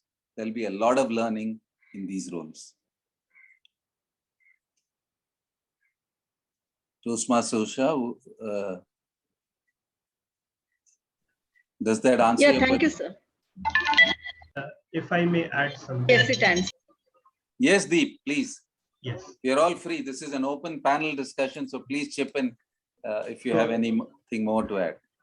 Madam Toastmaster Usha and everyone present here, I'll say my story. That is, when I joined this XCOM, it was my first XCOM position. And apart from enthusiasm, I did not have anything else. I was the youngest in the club. I had a lot of questions because I did not know anything about social media, and I took up the position of the Vice President Public Relations. I never did a sales job. I was not so good at talking to a lot of people because the complex in my head was, what should I say just so that the other person doesn't get offended? All I would say is, this is the platform where you can learn. So think of it as, what do I want to learn from this Toastmasters experience? Because all the training all of that is automatically provided by Toastmasters. Like when you volunteer for a speech, you have the Toastmasters website, which takes you through how to start a speech, how to select a topic, how to do research, and you still have a mentor. Similarly, for a leadership role, from Toastmasters, you will have the TLTP training, you will have the previous XCOM officers who are there to support you. We have the club mentor there, we have the area directors. So all you have to do is raise your hand and say, I would like to learn this. And as long as you have that mindset that I want to learn, please tell me what to do. I think no role is beyond your grasp. It is all up for grabs. So I hope that answers this. Thanks, Deep, for those additional inputs. And may I now request one of our office bearers, current office bearers, Toastmaster Joy, if we can add some more heft to whatever we have spoken so far, give your views, your experiences, your challenges, or what have you. Thank you, Toastmaster Babu. So fellow Toastmasters, I think it was about a year and a half ago when I first received this call from Babu sir and Aaron to take up the XCOM role. So I was freshly introduced to Toastmasters. I was still getting a hang of what Toastmasters is. And we had the two gentlemen call me and asked me to take up this role immediately. I thought it was a little too early. I didn't even know what XCOM is. To me, I kept hearing the word XCon. Yeah, and then you take the word XCon and treasurer and you put them together. You get images of Vijay Mallya and Nirav Modi. So I try to desell myself. I try to tell them that there will be better candidates to go out and take up this role. In fact, I told them I'm not even good with numbers. I come from a culture where 2 + 2 is whatever your boss tells you it is. But nevertheless, the one thing that that got me going for this particular role is the fact that, the hand-holding and the mentoring that continued all along the way. And that happened for the first 6 months and it continued eventually as well. So the one thing that I learned is you really don't, for all those who have taken up leadership as one of your pathways, right? You don't become a leader by just giving speeches on leadership, right? You become a leader when you take up responsibilities and you think and act like a leader. And this is your opportunity to go ahead and, do that, right?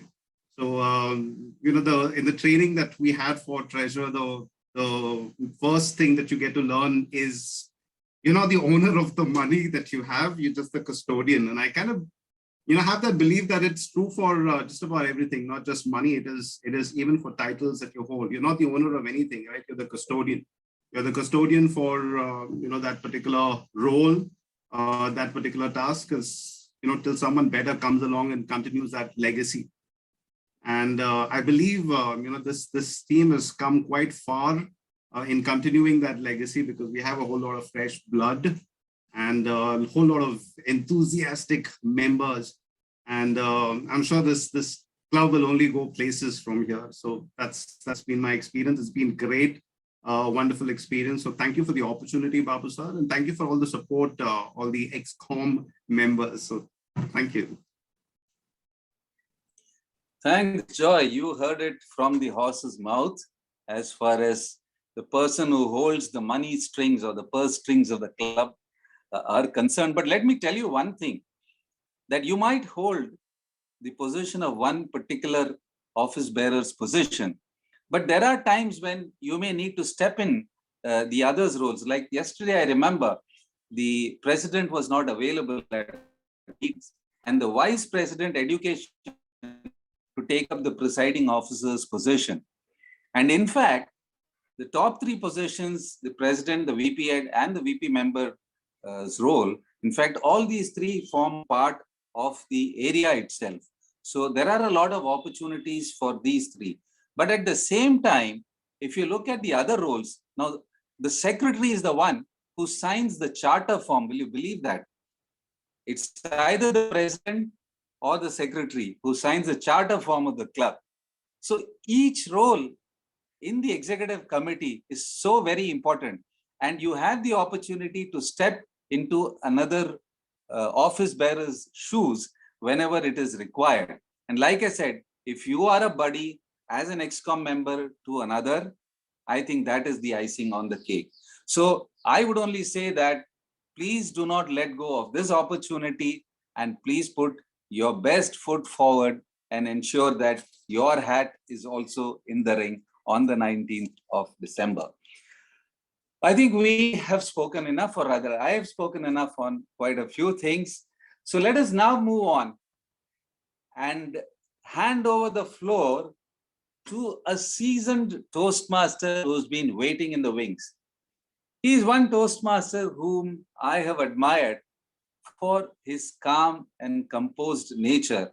But let me tell you, behind all that lurks a powerful Toastmaster, a man who punches beyond his weight. So let us all put our hands together for the general evaluator of the session, seasoned Toastmaster, Toastmaster Akshay Singh. Over to you, Toastmaster Akshay. Let me know if I'm audible. Am I audible? Am I visible? Yes, yes, very much. Disturbance, Akshay? I don't know. All right.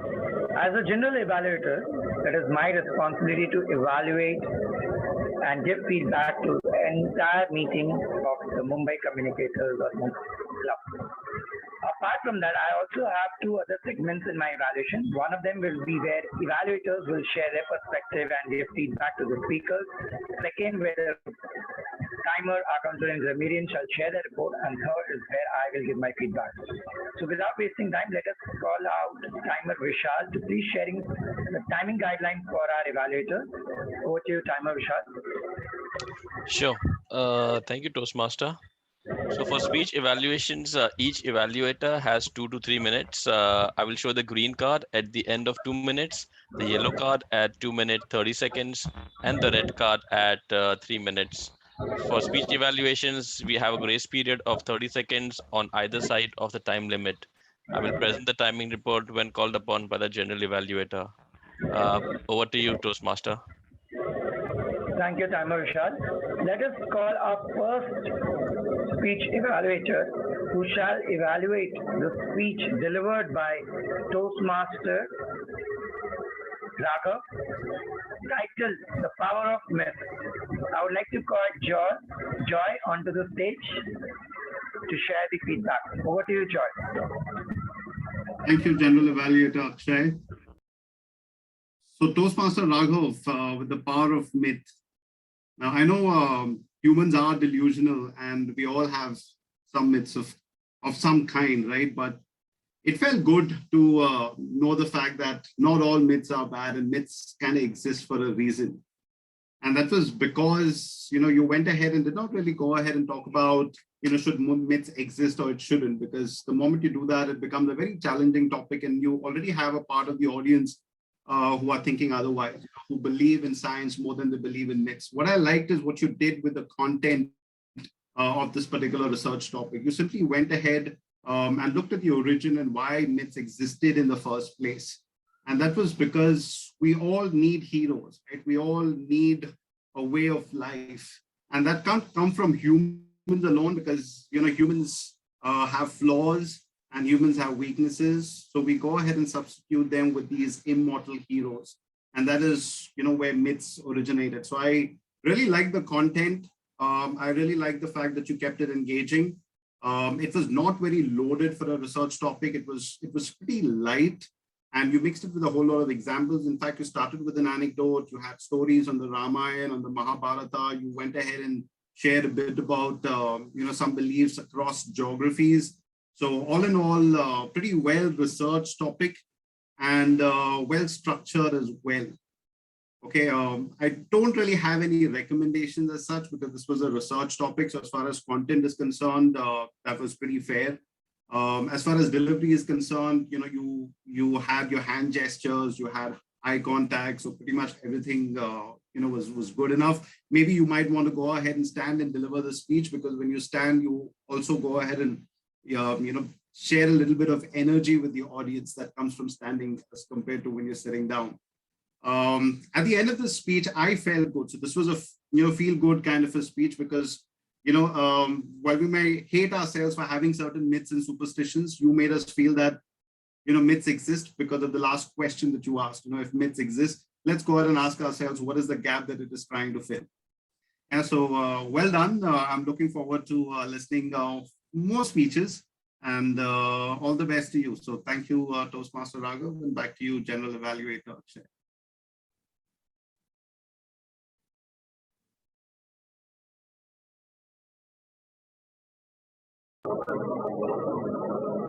Thank you, Joy. Now let us move ahead to our second speaker, who has the speech title as How to Cheat Legally. Speaker D, I would request Toastmaster Sudha Warrior to share the feedback for the speaker's speech. Over to you, Sudha. Thank you. Am I visible? Audible? Yeah. Yes, you are. Good afternoon, fellow Toastmasters, and in particular, my speaker, Toastmaster Deep. Toastmaster Deep, you started with an attempt to make us comfortable with a very uncanny title, How to Cheat Legally. I mean, as you walked along the speech and you were trying to explain what the message was, I was still not very comfortable in the word cheat, which you brought so strongly into your speech. But yes, you connected the dots. You gave us the reason why the cheat legally and how it is that extra unfair advantage that you give to somebody in life, which can help you reach any heights in life. You also compared the aspect of a satellite to a mentor, which was a wonderful idea. I liked it a lot.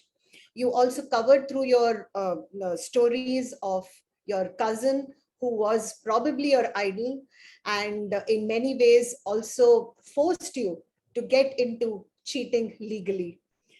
And you also gave a message where you said, mentors don't come and knock on your door. You have to go to the mentors and ask them for the help, and then sky is the limit. So basically a very good speech, according to me, a very good message. And if I look at your objectives, your objective was the purpose to probably orient our members about how Toastmasters mentoring really works. Now, if I have to give you some recommendations for an already very good speech, especially knowing your background, if I may, I feel that it had a lot of lively stories. Humor is your forte, so I think that was also element was there in the evaluation. You took us from the teenage to an early 20s, and then you left us hanging. I felt that is that only one mentor, the cousin that you had, which had a big influence on your life? Or are there other people that you met? You did mention about your Toastmasters mentors, but you didn't elaborate too much about it. But I think you have probably talked about a few more mentors, either in your life or the people around who probably would have impressed you in your growth journey. I also felt being an aspirational protege, to be a mentor, you could have probably highlighted the point that if I were to be a mentor, and which I think you're almost grooming yourself to be, this is what I feel, considering, if I may, I was one of the persons who had guided you along the journey. I feel you could have highlighted that. That would have been a great connect with the audience. And yes, the title could have been a little bit more subtle. It was a little bit of a below the belt, but yes, it was funny and nice. Thank you so much. Wish you all the best. I'm sure you will rock and you'll have many more wonderful speeches. Thank you. Thank you, Toastmaster Sudha. With this, let us move ahead to the second segment of General Evaluator, wherein I would request the R Council and the grammarian to share the report in sequence. So first, I would request the R Council, Toastmaster Urmila, to please share the R Council's report. Over to you, Urmila. Request to General Evaluator, can you allow me 30 seconds to evaluate the report? All right, let us thank you. Grammarian then. Grammarian Shama, are you there? Yes, over to you. Am I audible? Yes, you are audible and visible. Yes. So thank you, General Evaluator. And the grammarian report for today, as first I'll mention, the word of the day was awesome sauce. So Toastmaster Babu sir, Toastmaster Joy, Toastmaster Saiju had used. Toastmaster Babu has used twice the word awesome sauce. I would like to highlight something which I really liked about today's session, some few words and the quotes. First was spellbinding delivery, which was very nice. Toastmaster Deep used wobbly jelly, which I liked it. One word was moments of realization. Toastmaster Saiju was used. Then cardinal rule was a wonderful word. One word was clowns beyond borders, which was something new which I learned. Another was uncanny title. That also I liked it very much. One quote was used was that some solutions in life may look funny, but they are the best shields against adversity.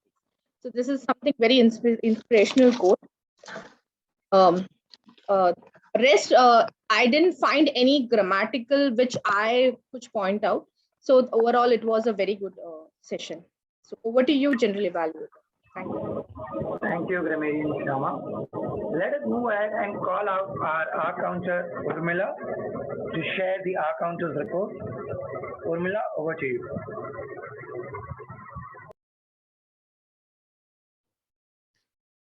Thank you, General Evaluator. I would like to share my report. Just hold on.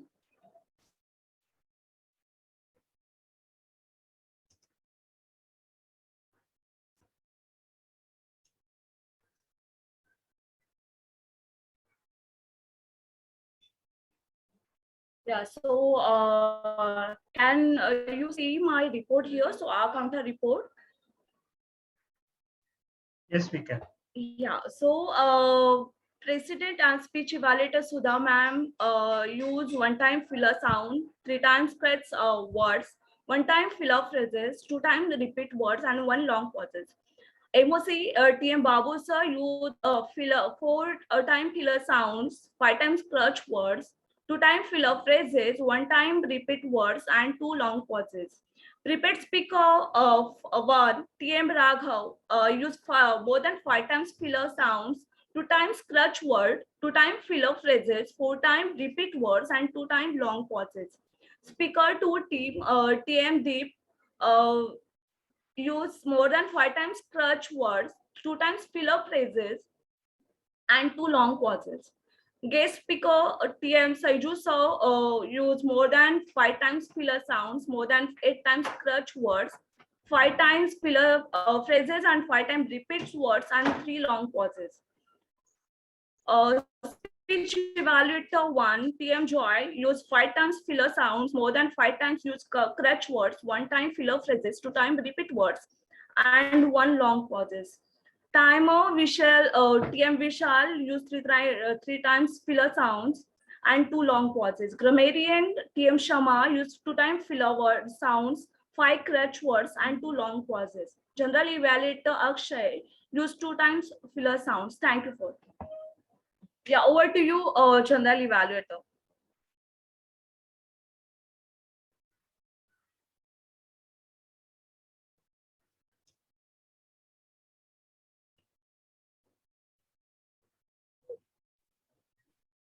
I think he has disconnected. So we'll wait for a couple of seconds. In the meanwhile, can we have the timers report for the evaluators so that we can move? Sure. Sure. Thank you.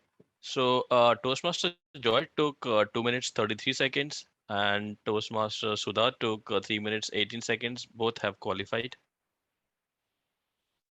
Back to you, Toastmaster Deep. Okay, thank you so much. Do we have Akshay back? Babu sir, do you want to continue? Yeah, I'm just wondering whether we are getting Akshay back or. He is not connecting back. I just tried him just now. I think he's. Okay. Do you want to continue? Yes, we can. Maybe you can give a general evaluation also, or you want me to give you a general evaluation?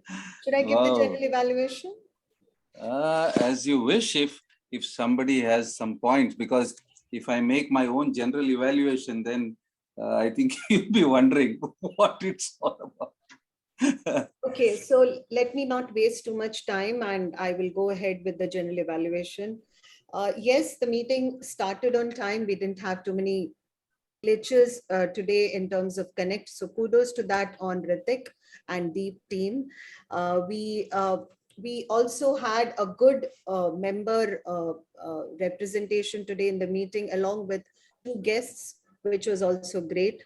We had some wonderful speeches given by Raghav, who actually confirmed our faith in myth, and Deep, who again had his views on mentoring to be a cheating exercise. Akshay is back. Should we give it back to him? Yes, we can. Yeah, Akshay, I was just started the GE. Do you want to take it on? Sorry. Yes, sure, I'll take it on. I just started with the evaluation. I finished the timer's report and both evaluators have qualified. Yeah, over to you. Over to you. Just a moment. There is some sound in the background. I'm just wondering what it is. Am I audible? Am I visible? There is some disturbance in the background, Akshay. If other than that, we are okay. What happened? There is some disturbance in the background.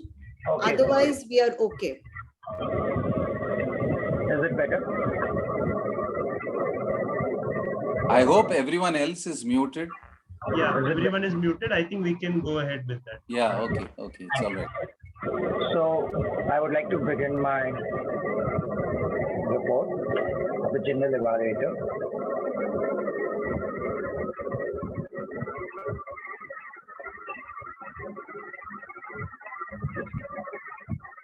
Yes.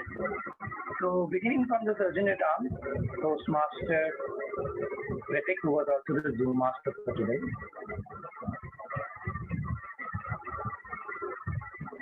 Toastmaster Ritik, you came up and shared the mission statement of the club. You gave guidelines. You also mentioned that you are the Zoom master. If any problem, you can connect with me.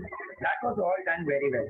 Only one recommendation is, when you're addressing as a first speaker in the meeting, have some exciting energy and enthusiasm.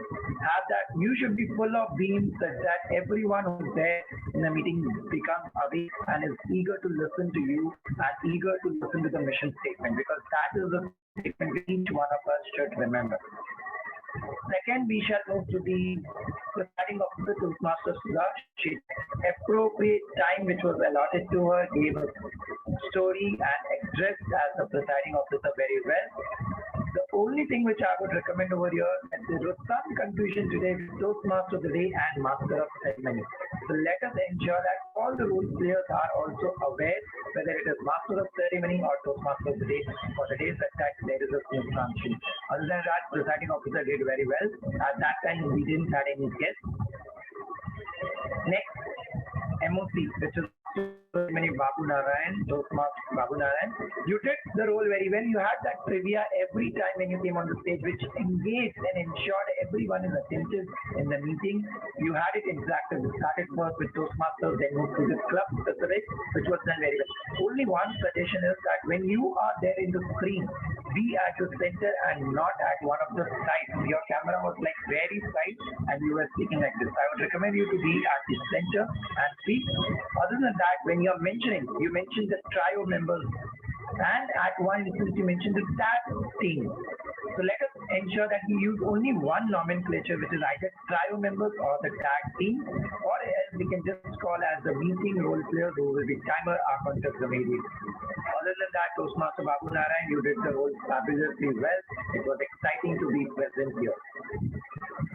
Let us move to the timer. Timer Vishal Mota. You did the role very well. You were attentive. You shared the screen. You shared the timing guidelines. You shared the time taken by the members whenever you were called, as well as you mentioned the time required by the speakers as well in their speech. Only one recommendation is the timer screen which you are sharing. That is all right. It is a tool which we can use, but I would recommend you to use and disable the option which says display the time. Because when you are practicing, which is in a club meeting, you should be practicing as the environment which you will get when you are contesting. In a contest, you will not be able to see what is your time. So let us practice right from the club and just show the timing card and not the time on the timer card. Other than that, you did your role very well. Our counter, Toastmaster formula. You presented your report very well in an Excel format which can be shared to the members for later review. You played your role and stated out the objectives in a very effective manner with visual addition. I would just recommend that when you are presenting anything in a Toastmasters meeting and when you had that footer of Toastmasters International, but the entire top of your presentation was not brand compliant or was not following any of the brand colors. So I would recommend you to check in with the club PPPR and ensure that whichever collateral you display in a Toastmasters meeting is compliant and it is as per the brand colors. Other than that, Toastmasters formula, you did the role very well. This was one my recommendation. Next, we move to Toastmaster Shama, who was the grammarian for the day. Toastmaster Shama, you presented your report well. You shared which were the good usages, who used the word of the day. Just one recommendation, the word of the day, which was awesome stuff, which means extremely good or well. You did highlight it in the chat, but I would recommend you that members join in between. You can repeatedly send in the chat so that everyone is aware and they're encouraged to use. Other than that, you can also mention it as a virtual background or how our counter did by sharing the screen.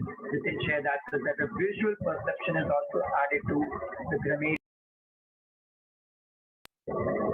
Other one small thing which I felt, this awesome sauce is an informal word. In Toastmasters, well, we do communicate in English and this is good to learn new words. We can have a formal word because we all are speaking on a platform where we are sharing our thoughts and it is mentioned that one speech at a time can change the world. So let us have a formal word. That is one recommendation. Moving ahead to the evaluators. All the evaluators followed the CRC method while sharing their evaluation. Just two recommendations. One thing, when you are mentioning L2P3, L2P1, a guest who is there in the meeting might not get what is L2P3. Mention level 2 project 3, which is Toastmasters mentioning from the pathway dynamic leadership. The purpose of the speech is this, and also mention this timing guideline for the speech, because speeches may vary and it is not the timer who should be sharing the guidelines, but the evaluator, that the timer is attentive and knows how to show the card. That's just one recommendation for all the evaluators. Speakers did very well. I enjoyed this session, which was by Leadership Insights by Toastmaster Babu Narayan. Only point I would ask him to do is that when you are taking a session, be wary of the agenda as per the time, because we have already overshot. In my GE report, we are overshooting, but this was necessary to mention. We were almost 20 to 25 minutes overboard the agenda. So we should ensure that either we prepare the agenda, keeping in mind that one meeting we will have half an hour extra because we had two educational sessions today, or two different sessions of interest. So let us have additional time so that everyone is aware, and if a guest enters, they are aware what is the time and they can accordingly go. Other than that, I was happy to receive the agenda on time before the meeting. I was able to go through the agenda flow and was aware how the flow will be for the entire meeting. It was an exciting meeting. Being here, definitely all the speakers were awesome thoughts, including Babu Narayan in a panel discussion, and the distinguished Toastmasters Saiju, who shared about how to write speech. I hope everyone got to learn something and will implement in their future Toastmaster journey. Back to you, Toastmaster of the day. Oh, sorry, I even missed that. Master of Ceremony, Babu Narayan.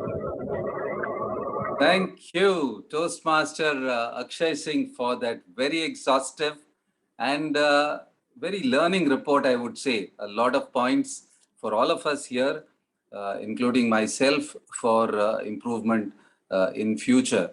And since I have always been Okay. Yeah, please vote for the best evaluator between Toastmaster Joy and Toastmaster Sudha. Okay.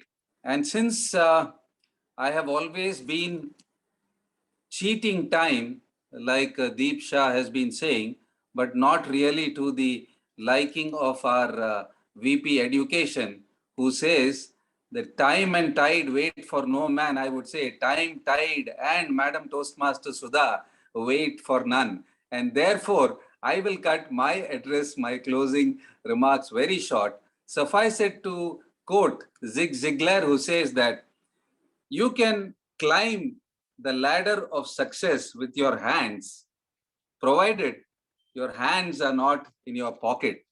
So I would only say at the end that get your hands out and put them on the wheels and make sure that your journey of Toastmasters is enterprising, entertaining, and as rich as it can be.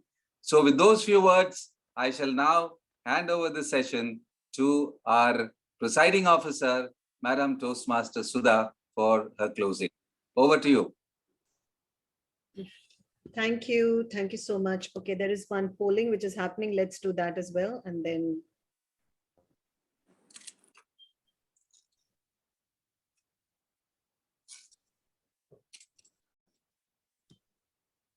okay. Thank you so much, Master of Ceremonies. As the general evaluator said, stick to one term. So I think let's stick to the Master of Ceremonies, only because the meeting today was a different format. We didn't have a theme. So that's why the TMOD reference was not in context.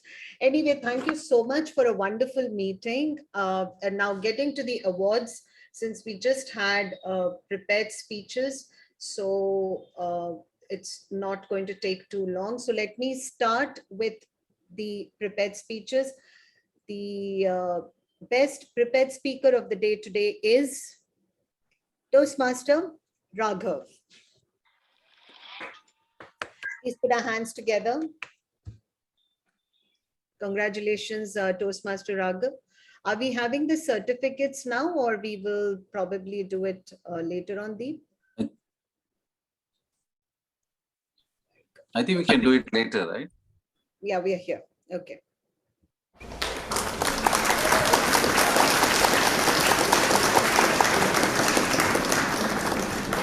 Thank you for the drum roll as well. Appreciate it.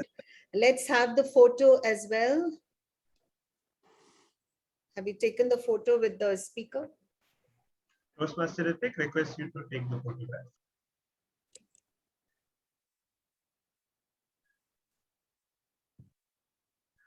Please confirm once done. Okay, so we go on to the next results. Deep.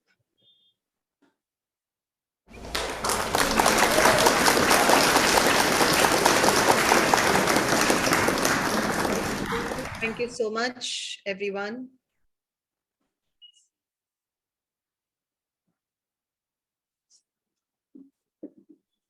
Did we take the photograph, Toastmaster? Yes, we have taken that. Thank you. And the next is best of three. Best of big three.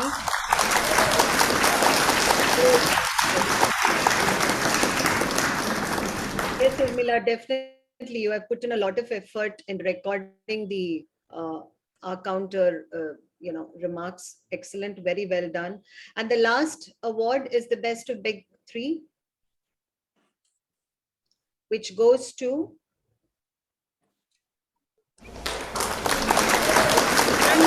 Babu sir. Thank you. I think Babu sir had a very tough job today to manage a lot of variations from the normal Toastmasters format, and that's why he was the MOC today. Thank you so much, Babu sir. I don't have much to say because we have already extended the time. I just need to say that I feel like I'm the last relay player in the race. So I have to reach the destination soon. I'm rushing soon and I'm reaching there. After this, the plan is all yours. I close the meeting right